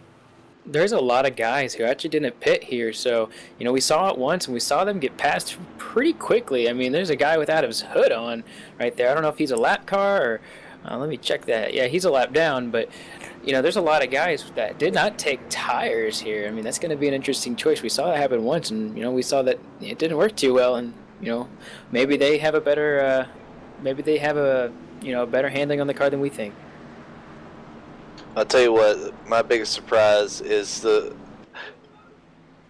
my biggest surprise right now is going to be the 210 of Tom Moustakis still getting out there. But another big surprise, I didn't think I'd see him back up there this soon, Jorgensen. Where did he come from? I mean, he was nowhere near the front there the last few restarts, Evan. Yeah, it's going to be a constant open, it's going to be a revolving door, I think, because again, because there's no set strategy on track as far as where you want to be. It's almost luck of the draw at this point. Normally, you're going to get to the halfway point. You're going to try to start setting things up, figure out, okay, what you want to do with the car, where you want to be, when you want to make your final pit stop. I don't think we're quite at that point yet. I think a lot of these guys are just going with the flow, and it means that it's not going to be a race where you see a couple of the same names up front. We saw Tom Moustakis up front earlier. He's back there now. Could he lead the rest of the way and win the race? Sure, probably not going to happen. He could definitely be there late. But I think at this point it's kind of hard to pinpoint if it's a 2-tire call, if it's the 4-tire call, if it's the staying out call that's going to put somebody in the right spot, because we really just don't have a good look at what the strategy picture is at the moment, because there's so much going on. In 15 laps, it could be a complete flip-flop of what you see right now. Moustakis, Jorgensen 1-2. They started second and third a couple of laps ago. We didn't have a guy that started top 10 until you looked outside of P9. Yeah, there's just guys all over the place here. Look at the 34 machine. Sean Bounty already a win earlier this season here as a rookie, and he started 37th here tonight, and he's going to find himself now top 5 here, make that top 4 now as the 88 heads down pit road here with the 1 to go, so he's going to get serviced onto that machine as well, and just wants to get back out away from this front chaos. I mean, maybe the lead's not the place you want to be here early on. We've seen the majority of these accidents start with guys up in the front and up in the top 5. You mentioned that the last time there, Evan. So he's just being smart, I think, at this point, and says, look, we're not done wrecking. I'll just go back to the back. So Jorgensen going to do that right now. But Tom Moustakis and Christian Peterson, they've been 2 of the guys that have been up front all night long, and maybe involved in a couple of them like we've seen with the 210, but he finds himself back up front still when it matters the most as we approach that halfway point. So he's still up front, still looking to come out of here with a good finish, even to possibly a victory. Yeah, and as we're going back to green flag racing again, like as you guys said, strategy, you might as well say what strategy. Notes, throw them out the back window, There's, I think for these guys up front, they're just kind of waiting for the next caution to happen. It's so constant at this moment. We still have 22 cars in the lead lap, and probably about only half of them are full power. But even then, I mean, if you're a full power car and you come up on a guy who isn't, I mean, that's I think what I'm fearing right now is that we're probably going to have another caution within the next 10 laps, just because we have guys who are fast, guys who are slow, kind of mixed together here within this top 10, top 15 group. And we still have a lot of flat cars that are probably going to, just wait for that lucky dog, or even wait for the wave around once the next caution comes out. We'll wait and see what happens this time through. Going to be 6 laps shy, crossing the halfway point in the Throwback 300. Green flag going to fly once again, and it's Tom Moustakis on the bottom, who takes the green nylon, and we're backing away. And now 3 wide already, Sean Boundy up out of line, and up to the middle comes Alex Hallinar, and they will get 2 wide into the quarter. The number 7, Rashid Rodney Wofford, swings from the middle to the bottom, and that was probably for better or for worse to get these double filed out. The inside, the place to be. powering off of the corner. Advantage Mustakas with help from the Merchant, and in tow, number 28 Eric Walker. 3 cars down low. They clear the outside, and now Walker wants a push. He jumps up across the nose of Peterson. Yeah, he does. And look at Peterson now deciding which lane he wants and go back to the bottom side. Derek Walker now will lead that top side off of turn number 4. Pretty good run right there with the 71 of Christian Peterson giving him a push. And while all those guys were going 3 wide with Sean Bounty, I was looking back a little bit further. Started 14th on this restart. Look at that 54 of William Roberts up to 9th. He split a couple guys 3 wide as well on that restart, so that 54 machine. I've been a good pick so far for Jared Haggerty, and he's trying to get himself back up there up front, and he's working with Rodney Wofford right now down the back straightaway, but a race change for the lead. Look at that top side, tons of power from the 71 of Christian Peterson, but he had the help of the 64 of Alex Alana. They get the job done, and they actually pull out a little bit ahead of third place right now, about 3 car lengths now on 4. Oh, I think they're going to pull out a lot of it because everyone behind them has a damaged car. Those two don't. Those two, I think if they work together, they can really pull away. Sadly, I don't know if it's going to matter that much, with the way we've been racing. But, if it goes green for a while, they're in good they're in a good spot right now, I think. Everyone behind them is damaged. I know they're going to, they're getting this really big run actually here. They split them up, and I think the 20 car is going to go low, and he may even make a move to the lead here if Alex Hallinar isn't careful here. Yeah, and Alex, I don't know if he's going to be able to hold on here. That 71 has just been really strong all day, and now he's got 6-man motorsports on the outside, the 71 to 32. You can never count them out because when they get together, big things happen. They're going to come out all the way. Actually, the 99 is part of 6-man as well. So you got 3 teammates up there going 1, 2, 3 to lead that lap, and Alex Hallinar is just losing positions. He's going to drop all the way back to 5th here. But what a move by 6-man motorsports. And it seems a lot easier to drop 5 and spin it behind him. Derek Walker turned down to the apron. He'll slide to a stop. No caution as he stays down and off of the racing surface. And that looked like the 3 machine looked to the inside, and I'm hesitant to call it a block on behalf of the 20 machine. It looked like Chaburko went to the inside, just hit him in the left rear and wrecked him. It looked, I don't know if it looked malicious, but definitely could have been prevented there. And the 3 was really coming up on him, had a run, and I think he should have just went with the outside, but he kept faking him out. I didn't think he knew where he was going to go, so when he finally made a decision, it was hard to really judge that. I don't know if I can blame either one of them, just because the closing rate, like I said earlier, with these slow and fast cars, I think that was really just hard to judge. Thankfully, we still have a green flag, and we can keep going, though. Keep going racing. I really don't know what else to say at this point. I mean, whoa, the 13 of Kelly Dog gets really loose going there in the corner, and he's going to lose a spot there to the 64.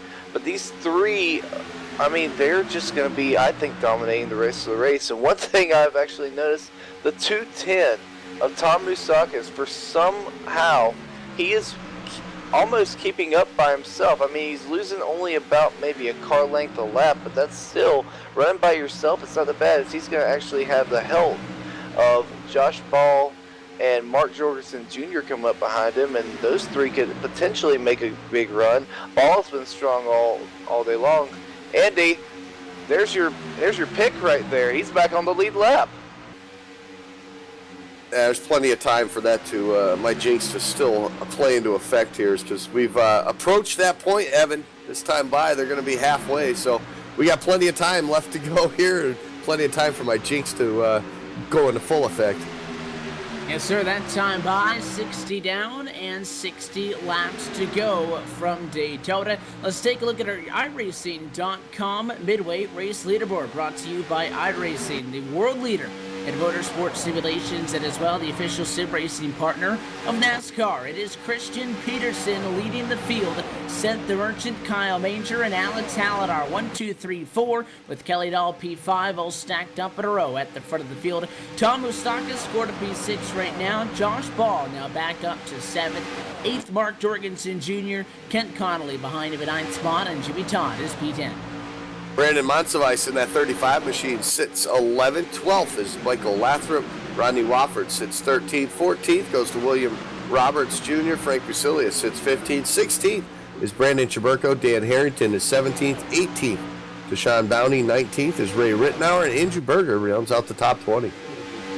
21st is going to be Derek Walker. Shane McEaton is in 22nd. Dwayne Cooper is in 23rd. Brian Kais is in 24th. Luis Cauldron is in 25th. Donnie Giriatato is in 25th. Chris Placini is in 27th. Daniel Ferguson is in 28th. Tony Fain is in 29th. And Dana Osborne is in 30th, 15 laps down.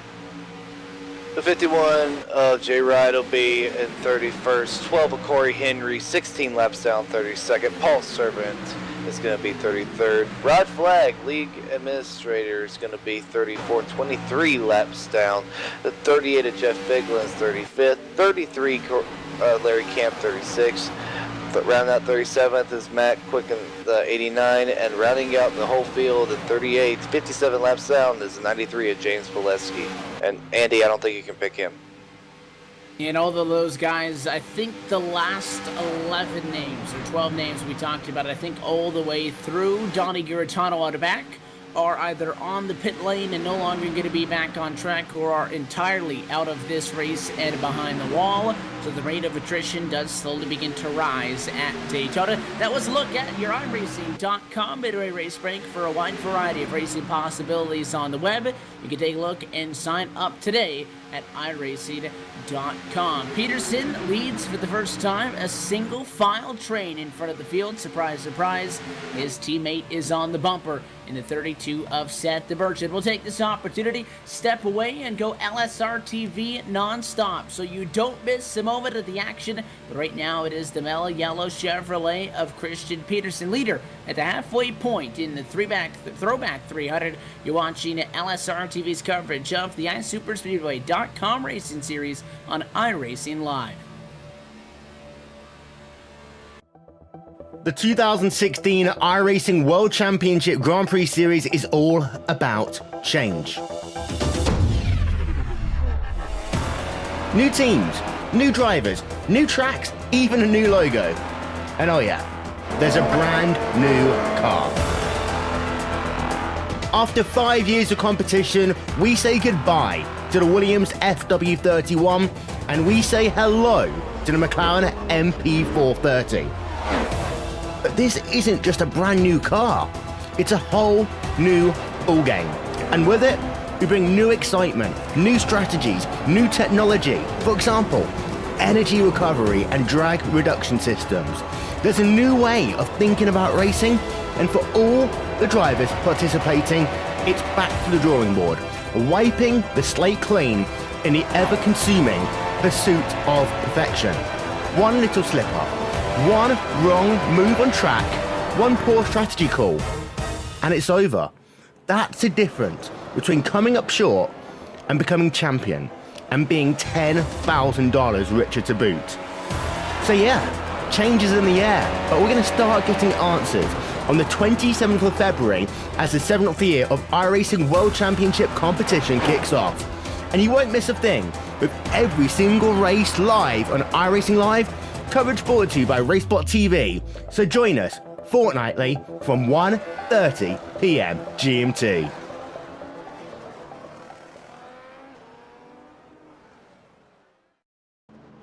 The caution flag is back out at Daytona International Speedway. Good news, Christian Peterson hangs on to the race lead. This one does not come from inside the top 5, Andy, but another yellow going to slow us down. First time since the halfway point with about 55 laps or so left to go. We take another caution flag, and by the numbers, looking to take a couple more. You're taking a second look at the contact here that happened most recently to bring out the caution flag. Doing it out, Seth DeBurchin just came down pit road, took out the cone with him, but I don't think he'll be penalized for that. At this point, though, by the numbers, you're looking at least a handful of cautions left to go in this race. Now it's different, though. We have been talking all night now, and we really don't know what kind of strategy we're going to be in. Once you stop counting up and you start counting down, it's a lot easier to get some sort of a strategy planned out in your head, because now you're looking at 55 laps to go. Those fuel numbers are going to start to become important. Yeah, the fuel numbers, the tire, the track position, everything becomes that much more important the second part of the race, and that's where we're at this point here. And it looked like most of the leaders, if not everybody, came down pit road except for our leader, Christian Peterson. So obviously a little different strategy, even amongst teammates right there, because his other two teammates that were sitting second or third, they decided to come down pit road. So obviously some different strategy, even amongst teammates right there, but these guys will all sort it out right now, and pretty good job for that 71. And look at the 42 of Andrew Berger. He'll be restarting in that second spot, so a good job by him here too as well late in the race, trying to get that track position, that all-important track position, trying to keep themselves in contention in this one to the end. Now, if I were a betting man, I don't think that it's going to go green all the way, but you have to always think, what I'd put money on that. I'd have to say what if here, because I think these guys, like you said, Evan, are really going to need to think about the number game. And I think it's going to be a one-stop race to the finish. But when you pit could be a really important factor. And if you have some people come with you, those all-important tires, the more you stay out on those, the more you're going to be going towards the wall and the slower you're going to be going. I think they're going to be on one stop. I'm not 100% sure, but I'm pretty sure we got one stop, especially for these guys coming down now. Yeah, I'm actually gonna agree with you on that. I mean, these guys are just gonna be going in at different times. If they do get the chance where they're gonna get a long green flag run, I mean, these guys are gonna. It's gonna all come to that last pit stop, and I really do think that some of these guys. I think, Evan, how many laps did these guys get? What about 100? Not 100. What am I saying? 40 laps on fuel. So I'd say a little bit shy of 40, so I think we're not in the window yet, but we soon will be. Okay, yeah. So I'm gonna say if this were to go great, this is just hypothetical. Probably won't happen, but if they were going to go 40 laps here, I would honestly pit right around the 30-35 lap mark. That way, give you at least at the most 40 laps of fuel and make it to the end. Because, I mean, go in as early as you can. You're usually going to come out ahead of the field. Well, I know you were talking hypothetical here, but, Evan, were you saying that you think it's going to go all the way? You said you were betting on it. I mean, I'd put money on it because I'd probably make a lot of money if that happened. Just put $5 on that bet. When it comes to the strategy in this one, you don't want to be talking about the fuel number.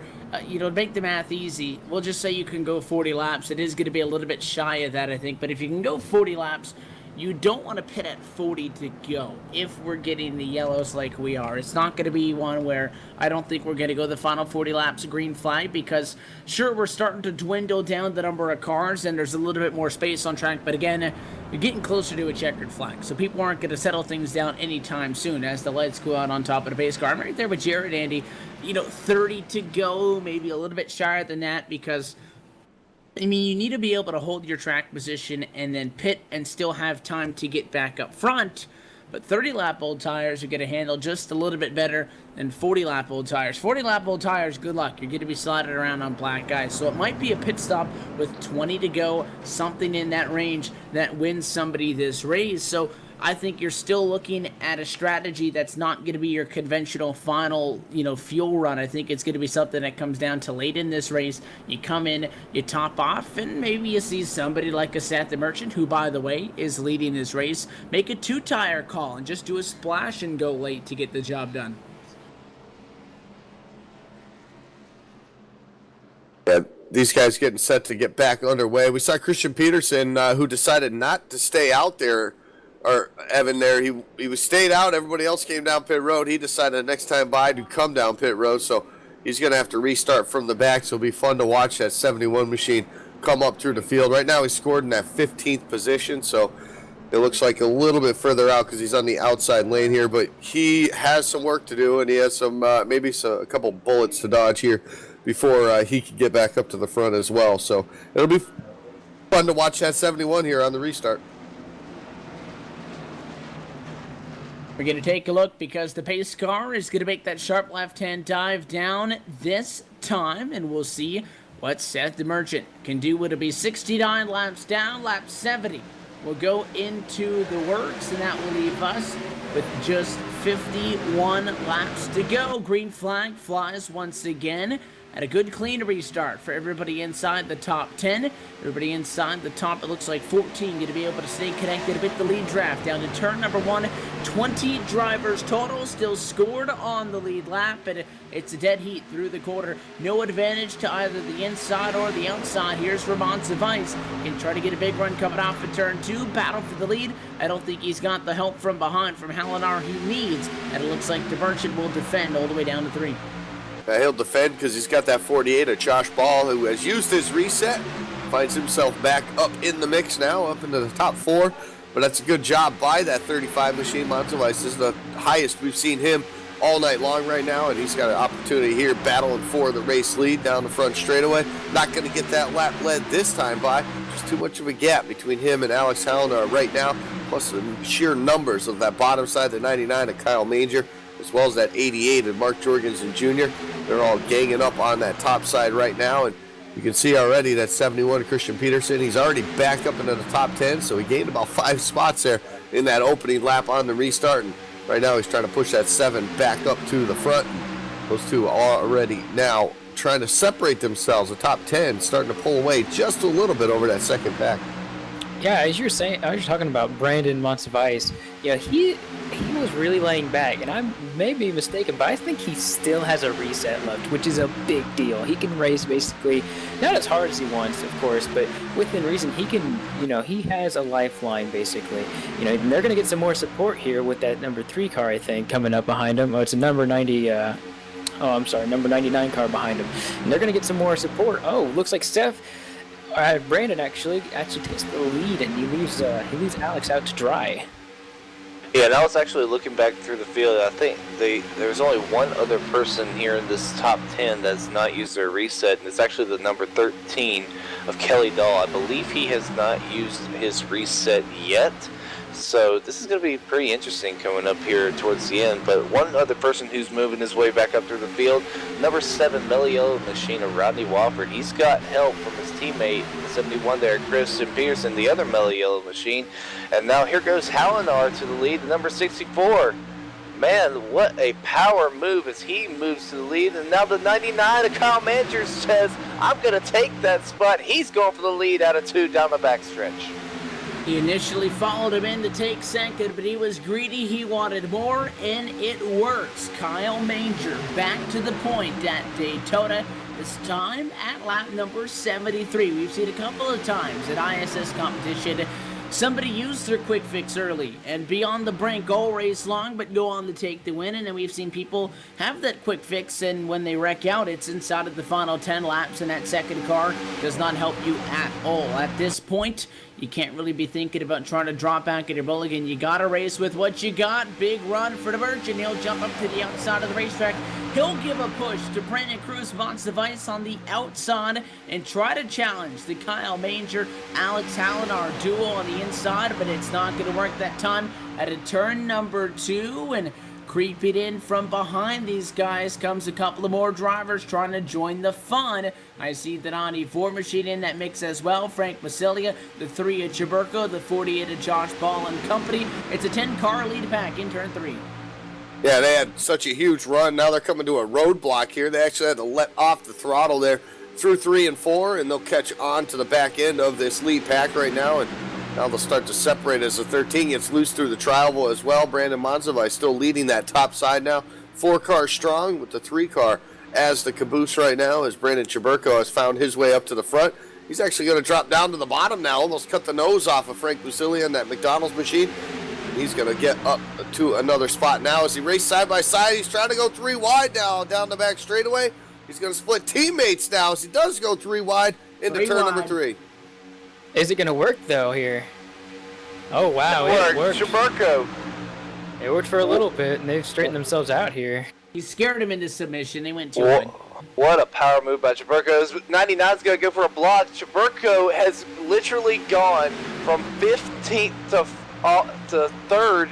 Oh, my God, he's got me mixed up with words. He went from 15th to 3rd in 1.5 laps, and he's actually going to go for the lead here. I think he might have it. I don't know if he's going to have any help, but he's going to be using that side draft, going from 15th to 2nd now in almost 2 laps, and he's got the 99 Kyle Major beating on his door as they go down into 3.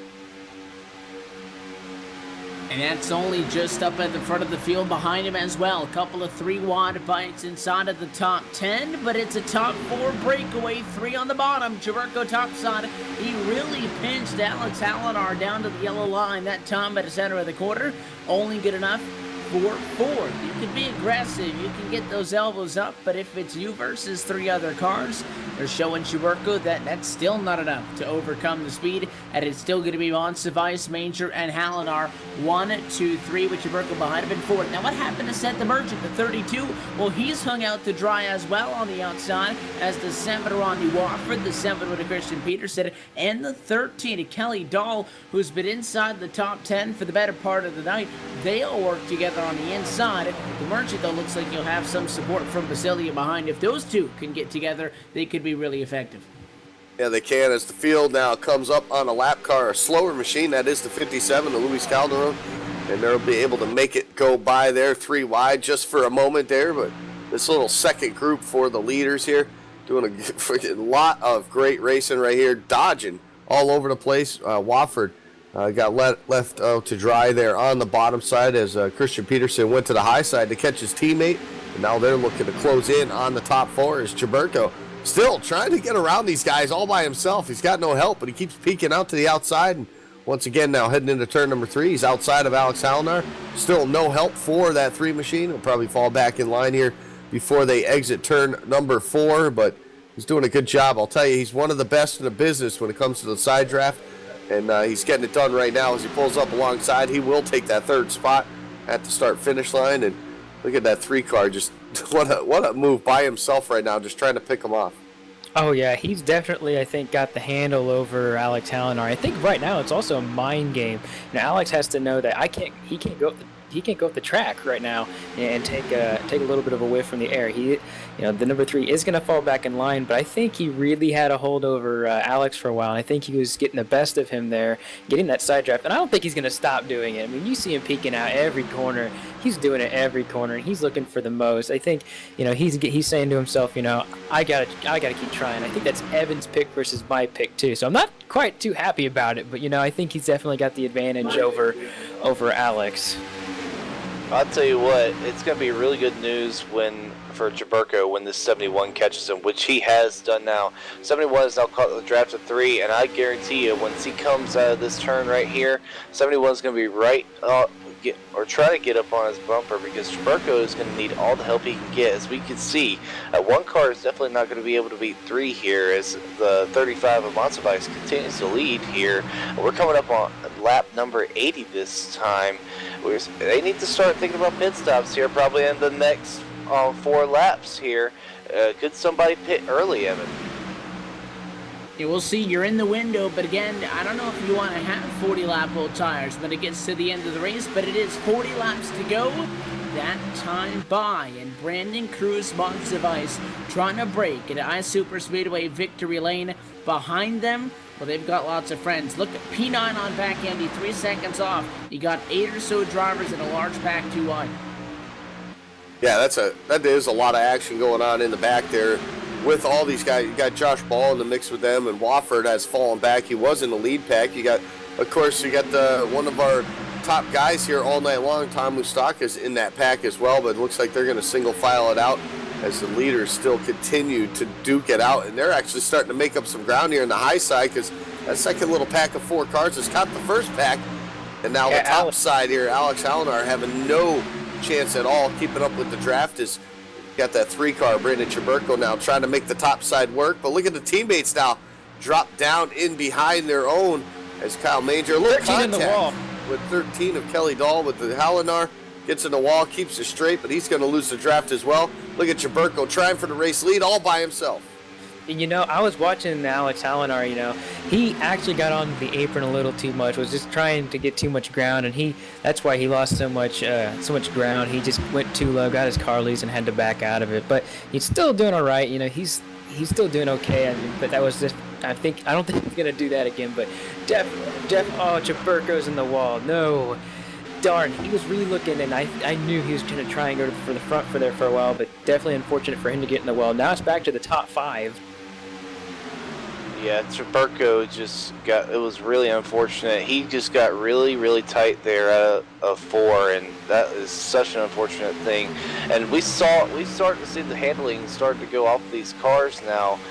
We first saw it with the 13 and Kelly Dodd there. He got a little loose going into the corner, and I guess they're starting to now get tied off. But the 94 is going to try to pick up Chaburko here as they're going by a lap car up front. Here goes the 71 to the front. 35 is down low. He's losing spots in a hurry. Evan, what happened there?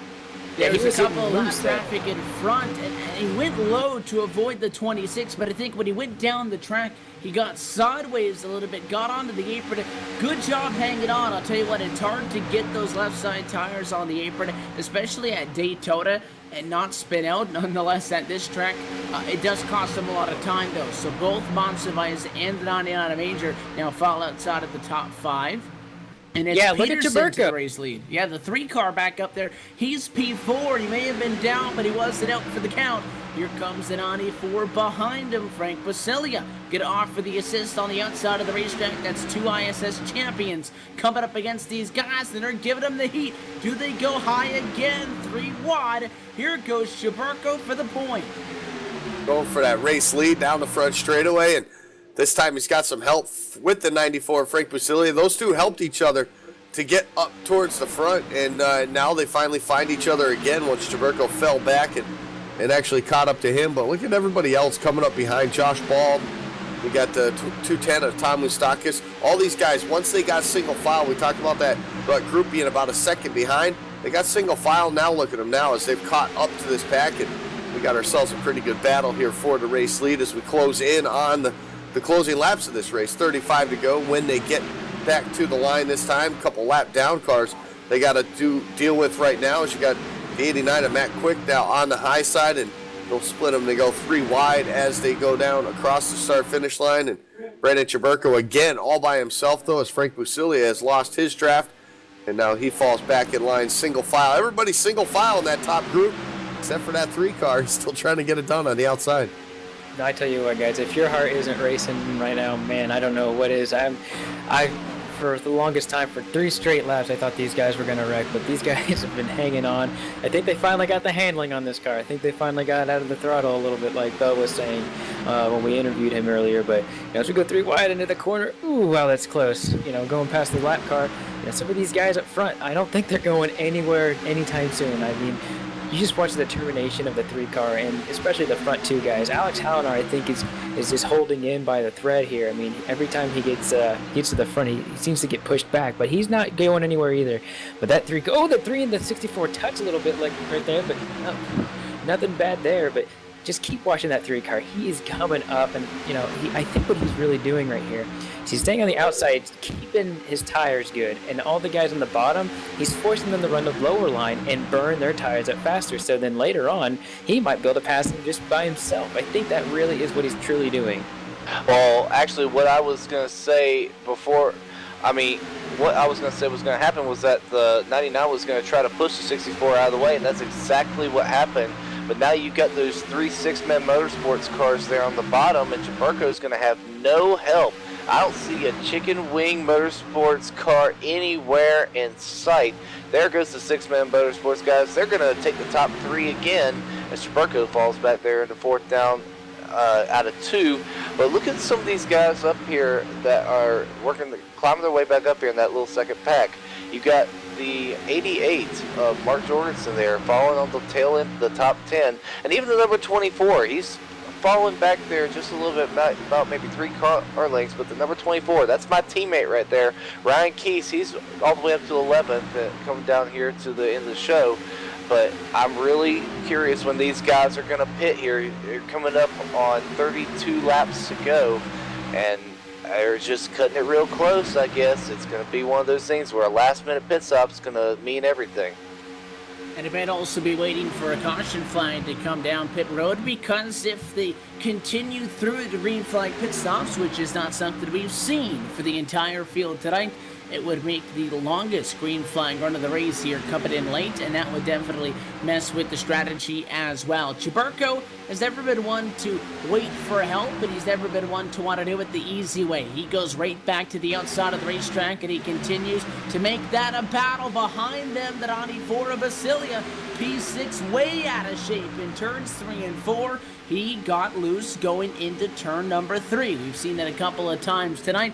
3 wide for the race lead. Up the middle goes Cheburko. Lap traffic high, and he'll continue to dig. And I'll tell you what, he's got a fast race car, Andy. If only he just had one other guy working with him, he might be up in the lead.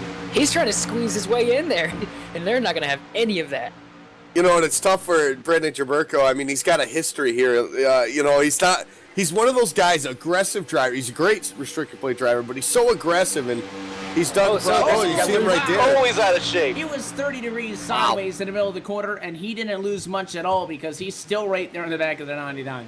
I'll tell you, if there's anybody that can just hang on to one of these cars at a restrictor plate race, it's definitely Brandon Cheburko, and he's definitely probably the master. I would say better than anybody in the field at the side draft. That's the Merchant, I think. Might beat him on that. It's just amazing what he can do with that race car, and he's not afraid to stick it in there where people don't want it to. You know, I mean, you just see him race. He almost races like as a short track all over the place, but he's never made any friends over the past few weeks. He did have a suspension for a while, so he finds it hard to have anyone help him. He's typically the one that has to push somebody else to the front. Yeah, he's to the bottom of the 99, and I'll tell you what, Major has having nothing to do with that, and he shut the door on him. Cheburko looks on the 99, looks to block the outside again. Inside of 30 laps to go, and that second pack that was at one point over 3 seconds behind, well, they're starting to close the gap just a little bit. P5, Tom Moustakis, just 1 second back at a battle with Josh Ball, Mark Jorgensen Jr. and company. If they catch you leaders, that will once again change the dynamic. And, well, you don't want to have a bunch of guys up there. It almost might help Cheburko because they might be able to have somebody else to work with or get some momentum off him. Well, they're trying everything they can think of right now to keep Brandon Cheburko behind him. I mean, 99 is straight up blocking him, and every chance he gets possible. I mean, they're trying to keep Cheburko behind him. They got to keep him separated, and because if he gets in between one of these cars and makes that move, I mean, there's a chance that he could pull a move anytime. And I'm just really thinking if that second pack does not catch him, I don't think Brandon Cheburko has much of a prayer. But at the same time, 71 of 32 already have wins in the season. I wouldn't be so surprised if that 99 went for the win here when it's all said and done. You got to remember, we do have pit stops coming sometime between now and the next 15 laps. So I think as important it is for him to get towards the front as he goes 3 wide, I think he's trying to just wear these guys down just a little bit, mentally maybe even there too, because, I mean, there's really no advantage to him keep doing this. I mean, he isn't really gaining on them because they're so compacted there. I mean, he's trying to get the advantage off of flat cars by trying to draft on them, but unless he gets in file a little bit with one of these guys, you know, in the middle of the turn, I really don't see anything helping him on this outside lane. I mean, it's really exciting, but I mean, after a while, I just kind of wonder if he just fell in line and... Oh, he hooked the 99! Major hard into the outside wall. Cheburko's in the accident. The caution flag will fly. And that is one risk of riding the outside. And it's lap traffic. And the number 26 up against the fence. Rod flag couldn't get any higher up out of the way, but Brandon Cheburko, poor timing, jumps out of line coming off the corner. And got a little bit tight that he hooks it on into the outside wall. They both spin down to the apron. And I said nobody was pitting because they were waiting on the yellow. Well, there it is. The caution flag flies with 26 laps to go in Daytona. You're taking a second look at the contact there, and a situation where Brandon Cheburko, not giving up on the outside, just jumped up to the top lane at the wrong time. Yeah, absolutely. And you know what? I feel bad for Rod Flag. He's had enough problems here tonight, and he had a little bit more damage to that wreck as well. So he just couldn't get out of the way on that one there. Just on the outside, wrong time, wrong place, wrong time for him off of turn number 2. And Jamerko really couldn't go any higher. So not sure if just with the tire wear or whatnot, the 99 just having some issues there coming up into the 3. So big problems right there, and that's something you didn't want to see. That 99 had been very fast all night. So we'll see right there. And I think the 99 really wanted the 3 to maybe back out of it a little bit, but we all know that's not the 3 car's style there. He definitely does not lift. Yeah, and needless to say, guys, by the way, the 99 machine, Austin, is not very happy with the 3, and the 3 is not very happy with the 99. Well, you had to expect it. I mean, the 99 was blocking the entire time, and I'm going to actually go ahead and say it. The 99 was blocking, and if you're going to block, you got to expect sometimes you're going to get turned. I mean, and that's just what happened. Oh, yeah, especially if you're blocking Chubbs. And Chubbs is not going to back down.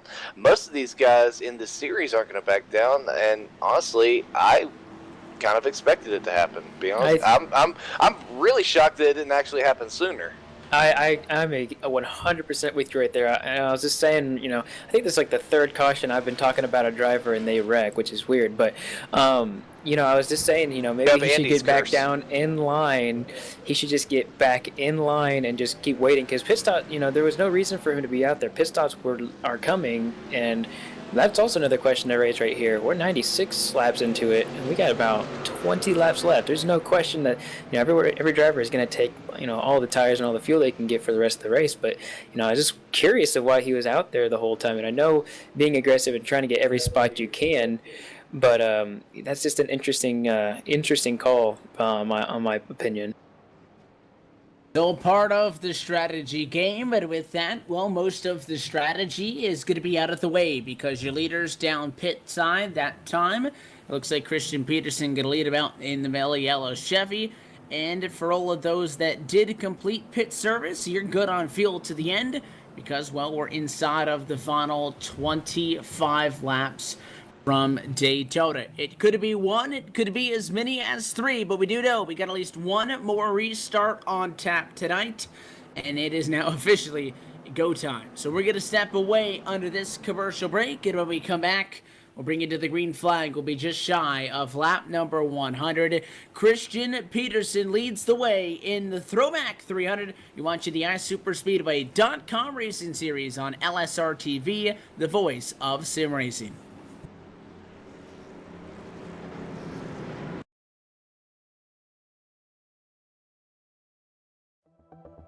The 2016 iRacing World Championship Grand Prix Series is all about change.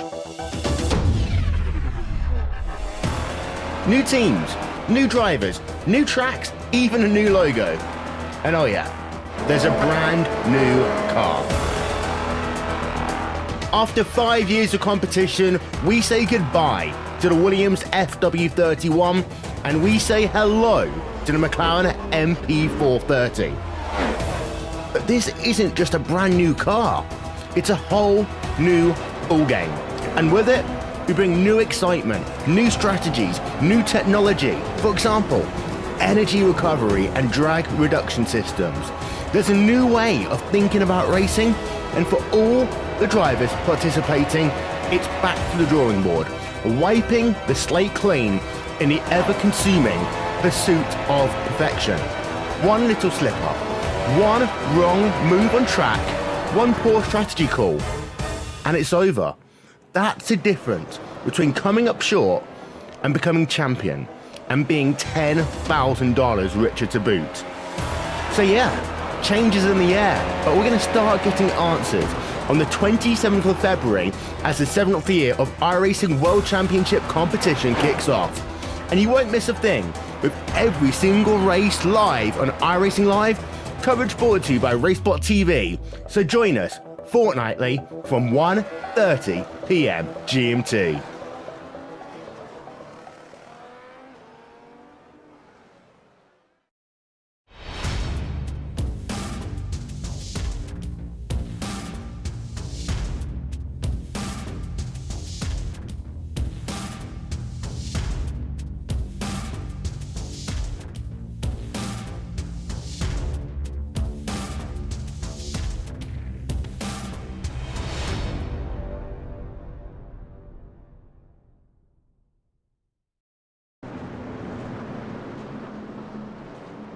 Back live at the World Center of Racing, getting set to throw the checkered flag in the Ice Super Speedway Season 6 Throwback 300. And we're going to get a restart this time with 22 laps to go. Surprise, surprise, boys, it is Christian Peterson, Seth the Merchant on the front row, Andy. If you had to pick two people that the rest of the field would not want to see together, it would be the 71 and the 32. Yeah, those two guys, they've shown over the last couple seasons just how strong they are working together, and that's why they're teammates. I mean, they get it done, but at the same time, they're not afraid to, leave each other out to dry or, because they know they'll be up there, but they also know that when it matters the most, they will help each other out, and they've done that here over the course of this night, and both of those guys doing a great job being up front, and they made the right call right there, 2 tires to keep themselves out front for this final little stint, and we'll have about 22 to go when they take the green flag, but we see other guys up there as well. The 210 of Tom Moustakis up there when it matters the most, along with another champion as well with that 48 of Josh Ball. So a pretty stacked front group of cars right now as we get set to go. It may be and it may not be, but the pace car going to dive down for one of the final restarts on the evening. American Ethanol restart zone. Green flag flies once again. Christian Peterson, Seth the Merchant, the teammates side by side on the front row. You can expect that they're going to want to get hooked up. They're going to want to get in line with each other and do something with it. But right now, they race door to door. The 32's got Josh Ball on the bumper, and on the inside, the 71's got Tom Moustakis to his rear. Both of those drivers started top 10, and they've been up front for the majority of the night. Meanwhile, the guys up front, DeMerchant, who started 17th, to Peterson, who started 24th. It's been a long climb to the top of the mountain. This next time by will be 21 laps to go. Their only hope is that they didn't peak too soon. No, that's definitely, I highly doubt you can even say that they peaked too soon, because I think you can see both of these guys, even if they were back in about 15th right now, you really can't count those guys out of a race any Friday night. So we'll see them up top right now trying to get the advantage, but they're going to basically block the racetrack as teammates right now. Josh Ball doing everything he can to try to push that 32 up. Gets a little loose there on entry into turn number 1, and that's going to drop back him now from the back bumper of Seth the Merchant. That's going to not allow any sort of run here on the back straightaway, but the top 2 still able to keep that spot now as Tom Moustakis pulls up to the back bumper. Looks to take it 3 wide for the race lead into turn number 3. He's got no help right now. Brandon Monsivice, he pulls back, maybe lets off just a bit there, trying to figure out what was going on there as they went 3 wide for that race lead, but now you've hooked up teammates up top, and they're going to take advantage of that now and cross the stripe, and they're going to be the top 3 now, single file.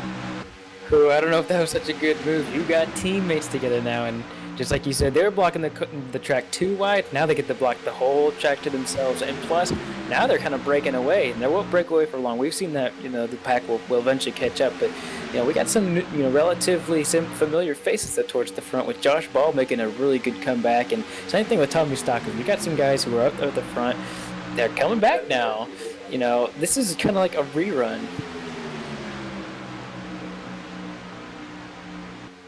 We'll see how it plays out. They were 3 wide for the race lead. Now they're single file for the top 3. In fact, the top 6 run single file. Now past the lap marker of 100. 102 goes to the works with 19 laps to go. Still 18 cars on the lead lap, but I think 17 of them are still within 3 seconds of your leader. Most of the traffic around P9. You'll find the 35 of Brandon Monsivice slotted back to that spot. Michael Lathrop just took that right spot away from him in the quarter. They're too wide. They're not going to stay way back there for this entire time, because that single file freight train from the front back to outside the top 10 is going to allow all of these drivers to stay in touch with each other. Somebody's going to go 2 wide, then you're going to condense these guys into half the space. Who knows, somebody might go 3 wide, and we'll tighten them in that much closer. It's a game of cat and mouse at the front of the field. Peterson to Merchant, both trying to hold on to the front. Josh Ball, power move to the inside. He wants the number 2 spot. He gets to the bottom of the 32.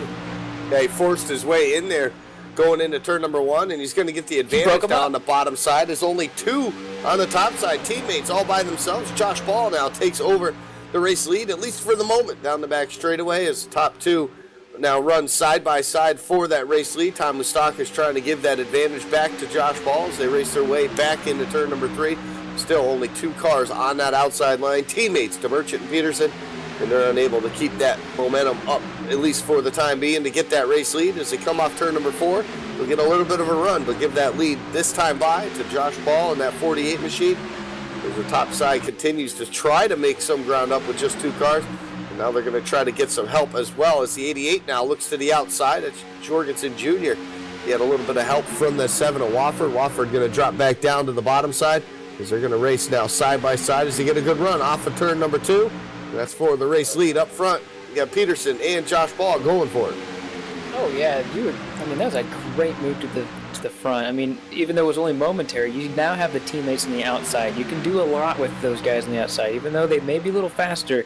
They're not on the bottom, hugging the rest, hugging the whole track. I think that was a really smart move to get to the inside and get these guys, not really where they really want to be. I think maybe they want to be on the outside, but they really wanted to be out in the front, blocking the whole track. It's at least starts to put a wrench in their formation, but it looks like they want to get to the bottom, and now the teammates are split up. That's a big move right there. They got split up late in the IROC race earlier on, after it looked like that they had that one in complete control. And now back to the drawing board they go, Jared, because Peterson, he's going to get pushed out in front of the bottom row. Josh Ball now going to swing to the outside, thinks about it, ducks back down in line. It's a 71-32, stays split apart. That's good news for everybody else. Yeah, Josh is trying all he can think right now just to get by Peterson. He's going to have to do it right now. Here he goes. Yes, he makes the move, but thinks better of it because he knows that if he gets to the outside, Peterson is going to go with the Merchant no matter what. And the Merchant, I think, if he would have gone with Ball, he would have. Oh, there's a big wreck. Caution is out. Frank Basilia up hard into the outside wall, contact inside the top 10, and I believe that's the second consecutive time it happens when Rod Flag is getting lapped. Number 26 on the outside of the racetrack, up as high as he could get. The 88 Jorgensen came down just a little bit. The 94 maybe pushed up, trying to condense themselves into the corner with that car up on the outside against the fence. Basilia gets turned, he comes back up. Rodney Wofford involved. The 85, the 13 Kelly Dahl, and others get collected in that accident. And that means that we'll have, yet again, one more final late race restart, Andy Kessler, and it's going to be inside of the final 10 laps. This race is not over yet. No, and if you look at where they're all going to line up, at least for the time being right now, you're going to have Seth the Merchant right on the bumper, that 71. So this might have worked out pretty good that Josh Ball got in between them, but it wasn't good there on that accident there for the 94. Frank Busilier, kind of a quiet night for him, running inside the top 10 for most of it. And I don't know if he had a little bit of help there, but as well, he touched the apron, so it definitely doesn't help when you're going into the corner. So tough break for him, tough break for everybody else that was behind, that was involved as well. But at least for these front few leaders here that had been up here in the late going, they at least for the time being have a little bit of breathing room. They get to get reset and do it all over again. But this should be a fun restart here as we close in on the finish of this one, and we'll probably have the restart just inside with 10 to go, so it probably might be our final restart of the night as well. And it's easy to tell the driver, just stay off the apron, that turns you around, just stay off of it. But when it's getting down to the last about 20 laps, and sometimes you feel that you're hopeless if you don't try and do something different with your car. You gotta keep trying and getting the most advantage, and the fastest way sometimes is the bottom if you're stuck down there, and if you try and go below that yellow line. We've seen many drivers do it and pay the price, and that was a verdict of that one for sure. And it's just really hard to tell these drivers not to do it this late in the race, because they're looking for any advantage they can, and going below that yellow line is legal as long as you can keep it together. Yeah, that's definitely true. And I mean, these guys, again, they're going to try any trick they can think of. I mean, the 48, unfortunately for him, he's going to be starting on the outside, it looks like here, coming up. And bad news for him, 71-32 are going to be hooked up again. He's going to have to try everything he can. 210 Thomasakis is going to have to give him the push of his life, because I don't think there's a good enough chance for him to beat these six-man guys today. With this many laps to go and the amount of cautions we've had today, I just don't see it happening today. Then, depending on if we get another caution flag, to determine what happens with the end of this race, because you're looking at a restart with about 10 laps to go. You get another caution flag quickly, shorter than 4 laps, and you're going to have the ability to go back green for a 2 or 3 lap shootout at the end. If you get a couple of laps in, once you hit the 5 to go mark and shorter, at that point, a caution flag would end the race. There's no overtime, Andy. So, not that I think it would really be a smart idea to do something at a kind of a track like this where it's so abrasive and there's so much movement that you can't really guarantee that you're going to get all 10 laps of those in. To wait to the white flag to make the move, I think if we get to 5 laps to go, though, off of this restart, caution is probably going to fly those final 5 laps based on what we've seen tonight and how aggressive those guys are going to be driving. So for Peterson and DeMerchant, I'll find it interesting because they're going to be able to line themselves up nose to tail here. When you get to 5 to go, we said in the IROC race, they were going to try to work together till the last possible moment. Is that last possible moment at 5 to go because a caution could end it, or do they indeed wait to the white flag? And then, of course, there's always the likes of Ball and Moustakis to try to separate them. Yeah, and you got the 88 in there as well, teammate to Josh Ball. So if he can get up to that back bumper, that 48 machine might be able to help him out as well. So, yeah, there's a lot of interesting things that could happen here in the late going, and without the overtime in effect, I think you're right. Once you get to about that 5 to go, I really think that the anticipation of the next flag being the one that can finish this race, it really puts it into these drivers that you can't really wait for that final lap like everybody likes to do. You got to really maybe push for it a little bit earlier and hope that you can keep it out there when that caution comes out, if it does. If it doesn't, it makes for some great racing for those final 5. So is Ball still your pick? Yeah, I'm picking the 48 because I think he's gonna mess us up at some point. So I might as well pick him and get the jinx out there for him. I'm gonna go with somebody who's not won a race all year, but he's actually your first pick racked out, right? Yes, that's exactly why. This is exactly we why. thought that happened to Andy. It turns out it's not ending up all that bad. No, so it's far. not Andy this time. It's me. But no, I'm actually going to go with somebody who's actually had a pretty good season so far, and I know I probably just jinxed him, but I'm going to go with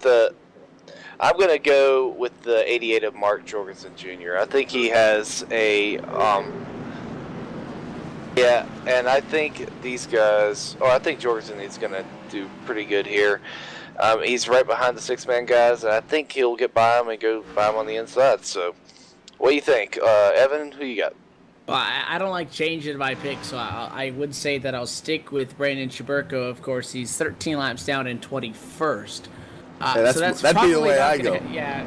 So, I mean, I don't like changing the picks, but I'll say Tom Moustakis. I think the 210's been up front enough to be able to separate these guys. So I'll go with the 210 if I have to choose somebody that's in a position to win. Well, my pick of Alex Hallinar kind of lost some steam. I really don't think he's in any contention to win unless there's a top 5 wreck again. If I had to pick somebody, I think Seth the Merchant is going to be hungry for a win. I don't know if he's going to be able to make it, but I think he's going to be my pick for maybe picking a fight with his teammate and going out. But I'm really going out on a limb with Seth the Merchant. If I get it, well, we'll see what happens. Listen, Austin, I know you're new to this Friday night Super Speedway series, but the 32 is definitely not a long shot pick. But no, he's not. He's definitely one to keep an eye on because he is one of those guys that makes some pretty flashy moves, especially going to get those wins. It might take one of those flashy moves to get the job done right here and right now. Going to be just 10 laps to go at Daytona International Speedway. The pace car for what could be the final time makes the sharp left-hand turn down and away to the pit lane. It's Christian Peterson, the mellow yellow Chevrolet. Green flag back in the air. And with that, just 10 more circuits around the World Center of Racing. Do we get green to the end? Do we have another yellow and another restart? Do we have a yellow to end the race? The 71 in front for the first time, down through 1 and 2. Yeah, or like Austin just said, do we have a mellow yellow going to victory lane? And right now he's up there leading this thing as The 48 of Josh Ball gets pushed out from the top spot there on the outside lane. He's going to fall back all the way to 5th now. It looked like the 210. A little bit of damage on that 210 still, so I think it takes a little bit longer for him to get wound up. But once he's in the draft like he is now, they finally get up to speed with the rest of these guys. They find themselves now having to claw back into this here on the outside lane. The 88 now goes to the high side, tries to pick up his teammate there as Josh Ball now pulls up onto his back bumper.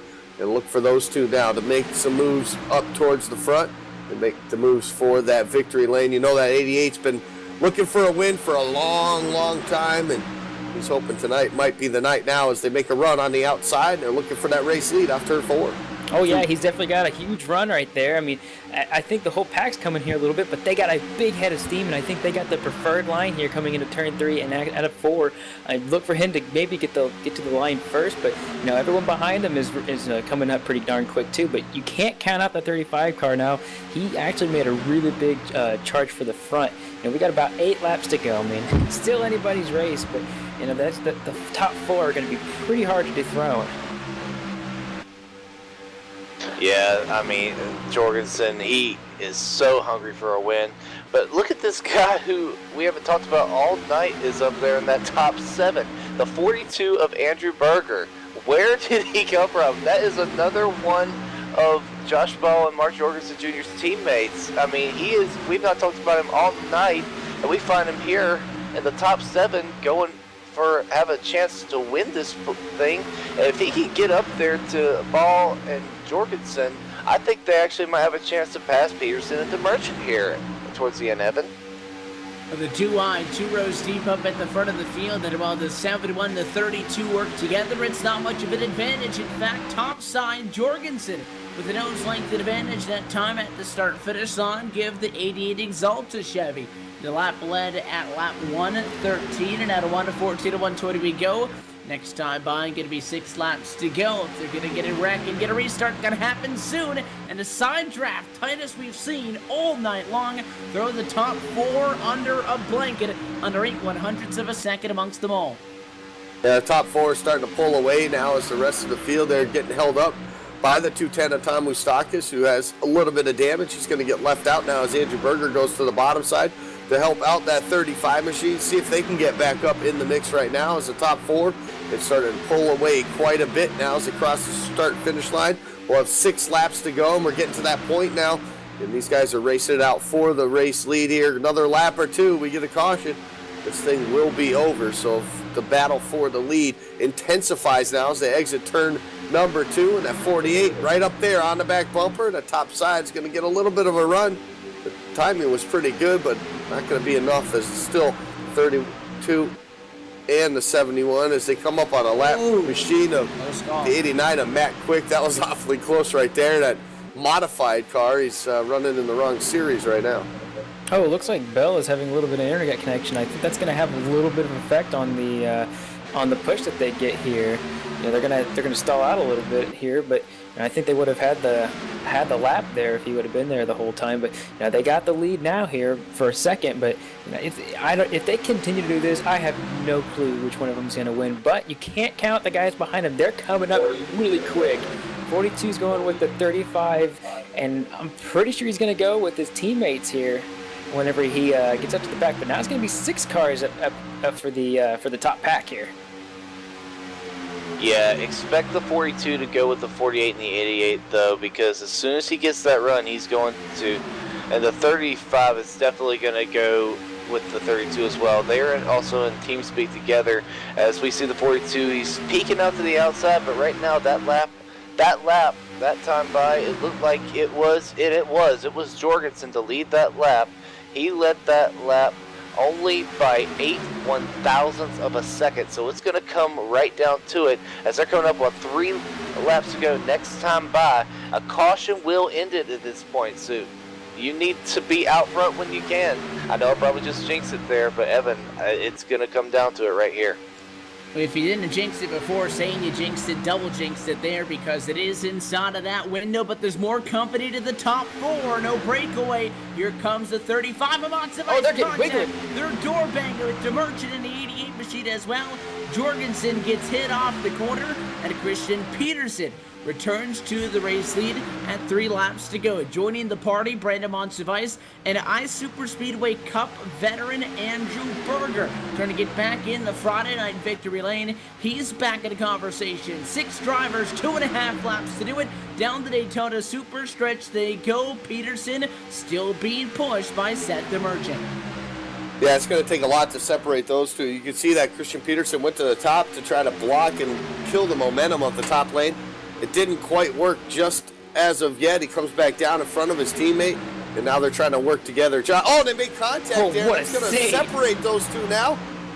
You're going to give the advantage now to that 48 to 88 now as they make their way to the start-finish line. Josh Ball drops down and trying to block the 32 now, and now I'd give that advantage now to the top side. We'll see if off of turn number 2 they can get it done with just 2 laps to go. Coming on 1.5 now as they exit their way off of turn number 2, and they're going for that race lead. And Jorgensen's going to get it coming off of quarter number 2. The push from Josh Ball enough to get the job done. Penultimate time down to turn number 3. The number 88 Chevrolet somehow steals the pack away. And now the 48 contact. They're door banging in the corner. And now Josh Ball gets spit out of line. That looked like a little payback to me from pushing him down the straightaway, but it didn't work out. Jorgensen has got to do everything he can to keep the 71 behind him as they're getting their door banging. 71 goes down the inside. Jorgensen trying to block it. He is there. What's going to happen? We knew that this was going to happen. The 32 is going to go down there. Wow, what a thing is going on. Oh, and there he goes. He turns Jorgensen, contact with the 32. No caution. The white flag is out, no caution. 42. We'll race back to the checkered flag. The 71 of Christian Peterson, he's all alone. High side, Andrew Berger, but the 35 of Monsivice gets to the back of the 71. It's a 4-car drag race off of turn 4. Final time to push the high side. Andrew Berger gonna challenge Peterson to the line. Final finish, but not enough. Inside, Christian Peterson got it by 1/10,000th of a second. What a finish.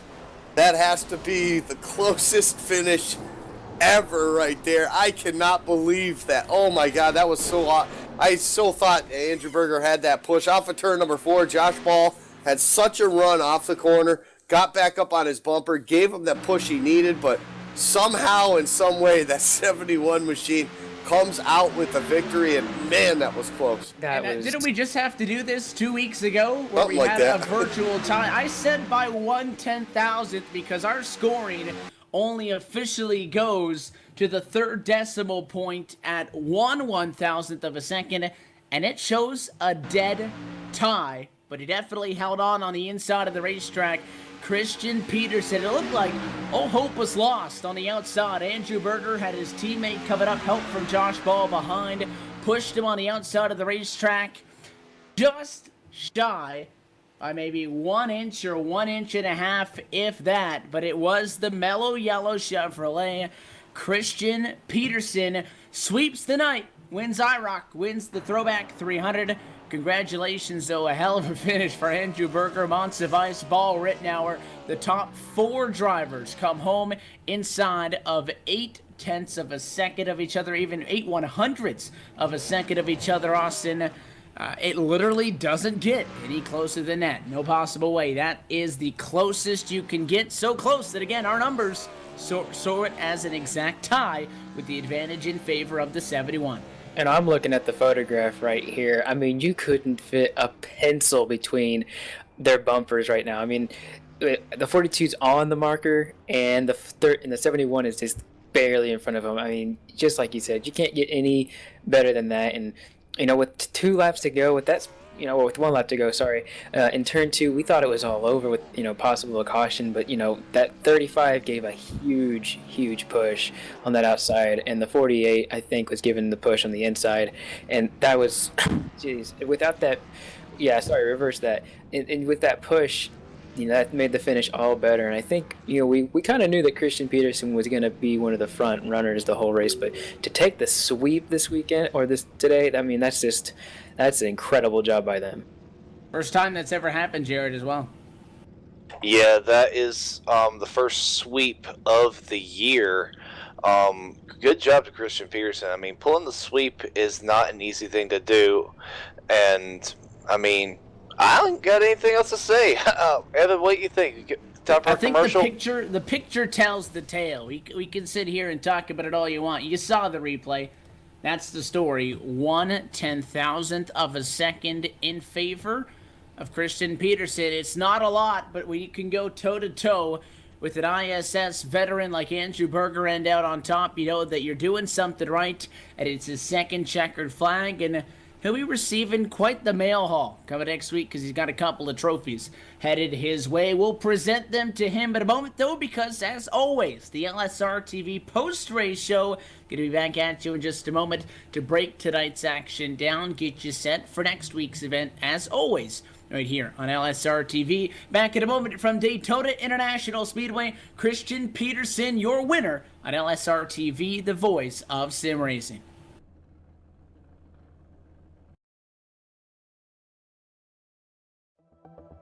The 2016 iRacing World Championship Grand Prix Series is all about change. New teams, new drivers, new tracks, even a new logo. And oh yeah, there's a brand new car. After 5 years of competition, we say goodbye to the Williams FW31 and we say hello to the McLaren MP430. But this isn't just a brand new car, it's a whole new ballgame. And with it, we bring new excitement, new strategies, new technology. For example, energy recovery and drag reduction systems. There's a new way of thinking about racing, and for all the drivers participating, it's back to the drawing board, wiping the slate clean in the ever-consuming pursuit of perfection. One little slip-up, one wrong move on track, one poor strategy call, and it's over. That's the difference between coming up short and becoming champion, and being $10,000 richer to boot. So yeah, change is in the air, but we're going to start getting answers on the 27th of February as the 7th year of iRacing World Championship competition kicks off. And you won't miss a thing, with every single race live on iRacing Live, coverage brought to you by Racebot TV. So join us fortnightly from 1:30 p.m. GMT.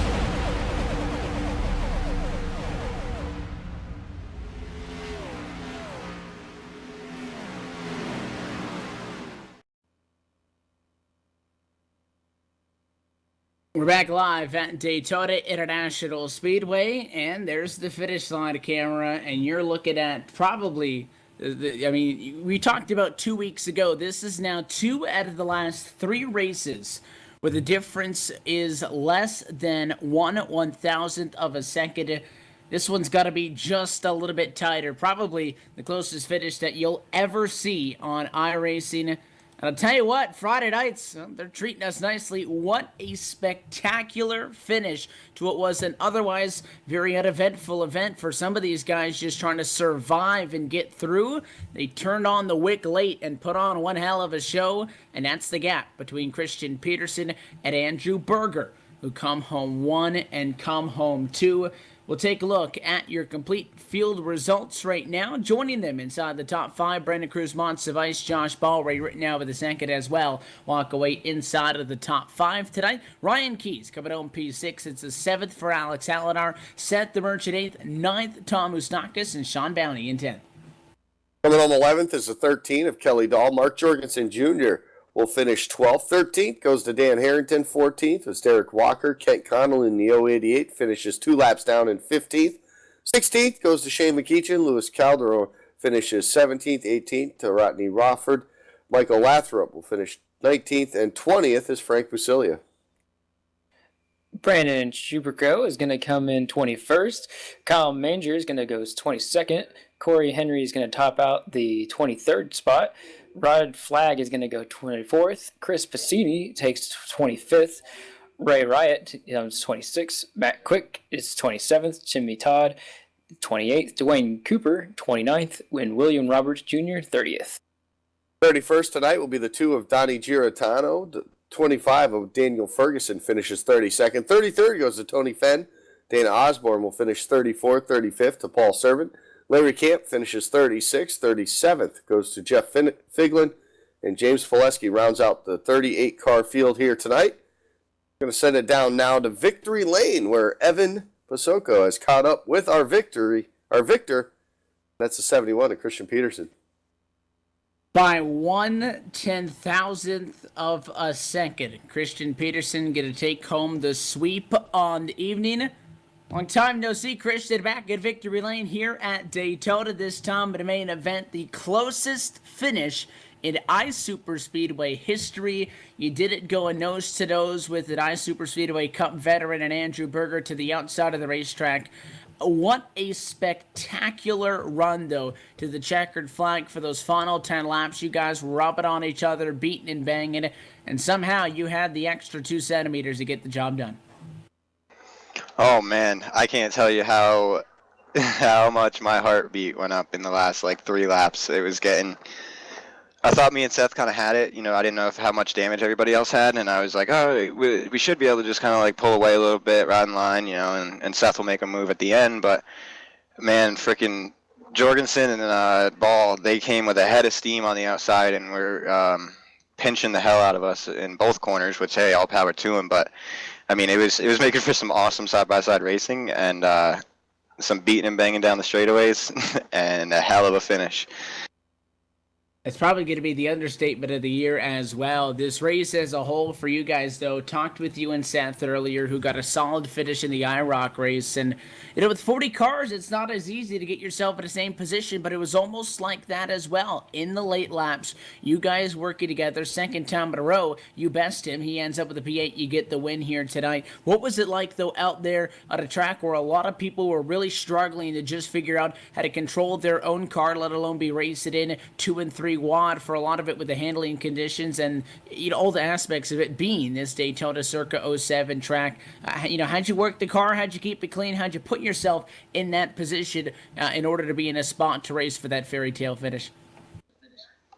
At the beginning, our plan was to just ride in the back, but that kind of got thrown out the window real quick when one of our teammates got damaged. He had to use his reset, and then I don't know. We kind of found ourselves at the front with all the wrecks happening, so we might we're all right. Let's just stay there. And then I had a little mishap with my screen again. It went black thanks to iTunes, and we got it fixed up after that. And then from there on out, I was just kind of riding around, waiting on the top, see what things do, see if people keep wrecking, and hopefully find my teammates at the end. And we did. We found Seth, and I can't thank Brandon Cruz enough. He gave me a shove to get the W. If he wasn't there at the end, I wouldn't have got that. It would have all been Berger. Just 2 weeks ago, we saw an almost identical finish where Hooks got the checkered flag over Moustakas by a same distance, and now this one as well. Putting yourself not only in the history books and the record books as well, but getting those wins and added onto the tally as well. Obviously, a big step for you guys going forward, trying to chase the championship. Oh, yeah, for sure. Hopefully, after tonight with the sweep from myself, I got the monkey off my back, I feel like. First couple weeks, first 6 or 7 weeks or whatever we're in now has been a little bit of a bad luck spell for me on the super speedway side. Not so much on the trucks. I've been doing pretty solid there, but on the super speedway side, it's been bad luck. So I'm glad to pull this one out of the bag and hopefully lock myself into the chase. A strong race for you and a hell of a finish that got us up and out of our seats, Christian. Congratulations to you. If you haven't already, go back and take a second look at that one because you guys put on a whale of a show. As always, the sponsors, the shout-outs to good people behind the scenes. Who powers the number 71 Chevy? Just everybody at Six Man Motor Incorporated. We were a good group of friends over here, and we've been together for a while, and I don't know, we just enjoy racing together. It's a bunch of fun. We have a bunch of fun together, so big shout out to those guys. Big shout out to Brandon again in the 35. I mean, if he wasn't there at the end, he's been over in our team speak the past couple weeks. He's been helping us out. We've been helping him, and I'm glad he was there and he was on our team speak tonight because if he wasn't, I don't know if I would have pulled it off. But I also want to thank Preston Pardis. He does all the paint schemes. You guys should go check him out. YouTube.com/Preston Pardis. He posts a bunch of like Mazda Miata. He races a Miata in real life. So go check him out. Give him a couple likes. And yeah, can't wait to be back next week after this one.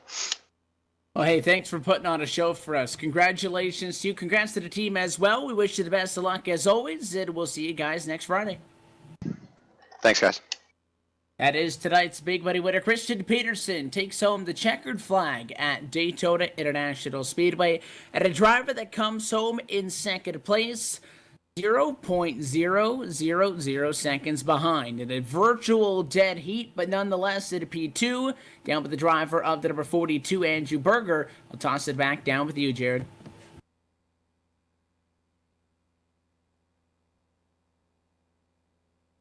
I've caught up with the number 42, Andrew Berger, and Andrew, man, the closest finish in iSuperspeedway history. Take us through that last few laps there, and what your thoughts on that finish? Yeah, that was a crazy finish there, and glad that something came out of that race. I know the first bit of it probably wasn't the most exciting there to watch all the cautions, but yeah, coming up to that end, the last couple laps, I was just making my way back up to the field, and the pit crew had finally fixed the car, and the next thing I knew, we were coming to white flag, and just got to run out of turn 2. I think some white cars were in the way there, and tried to push my teammate Mark there, and unfortunately, I turned him a bit and got into Seth, I think, and next thing I know, I'm trying to get by Christian on the outside, and my teammate Josh tried to push me to the win, and thought I had him, but just looks like a hair short.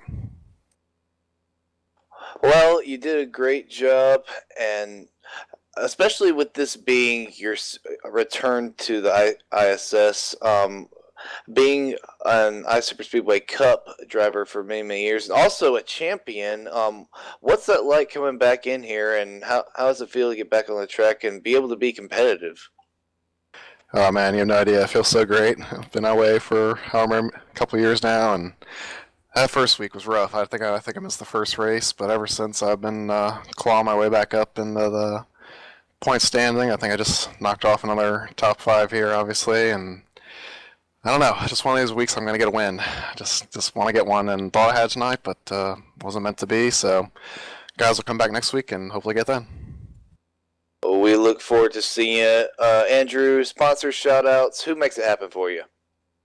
Well, just got to thank Josh for getting me back into this. When it wasn't for him, I wouldn't be here, and we'll be having this fun I have every Friday nights. And thank you guys for doing what you're doing and calling the races and broadcasting them. It's pretty awesome. And of course, guys, just thank Rod and all the work he puts into this. I know he had a tough night tonight, but just appreciate all the work he does and just give him big thanks.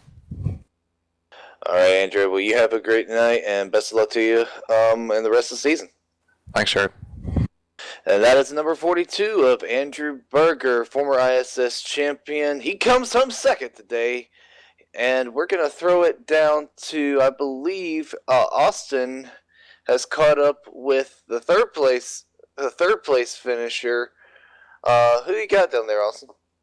I appear to have Brandon Cruz Monsivaz with me. I know I'm probably mispronouncing your name, and I apologize. I did it a couple of times tonight, but you come home third.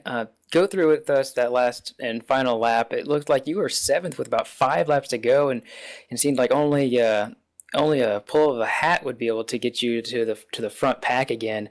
Finishing third with 5 laps to go. Did you really think that was possible, or what was your game plan with 5 laps to go?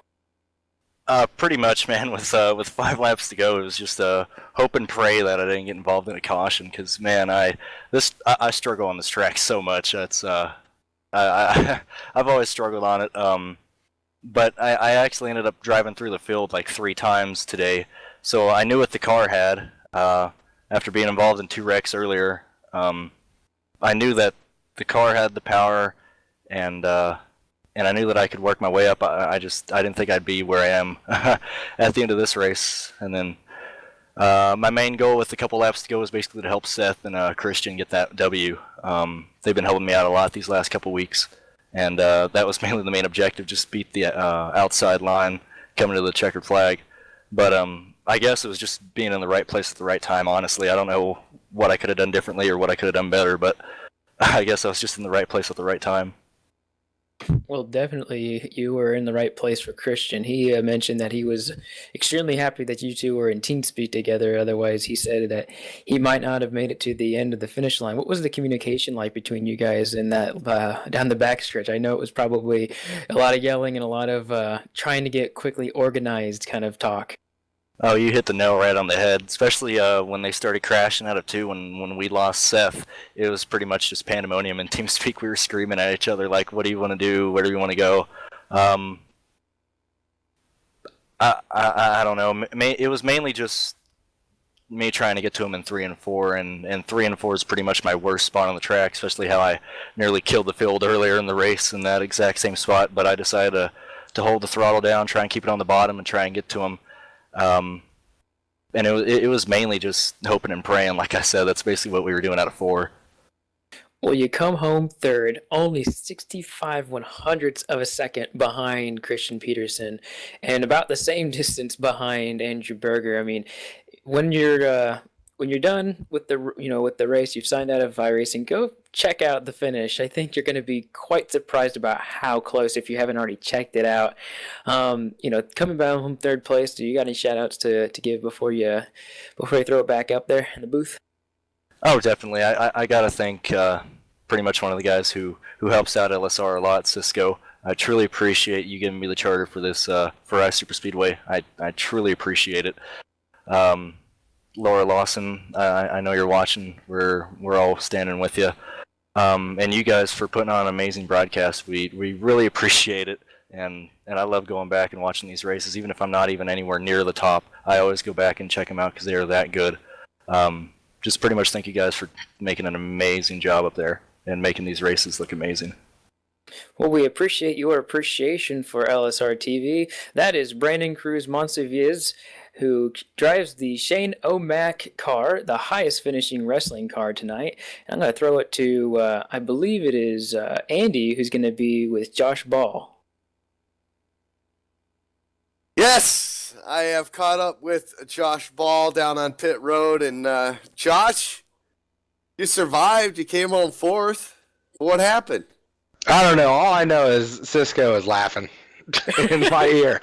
So, well, what happened? I tried to push whoever I could to the win.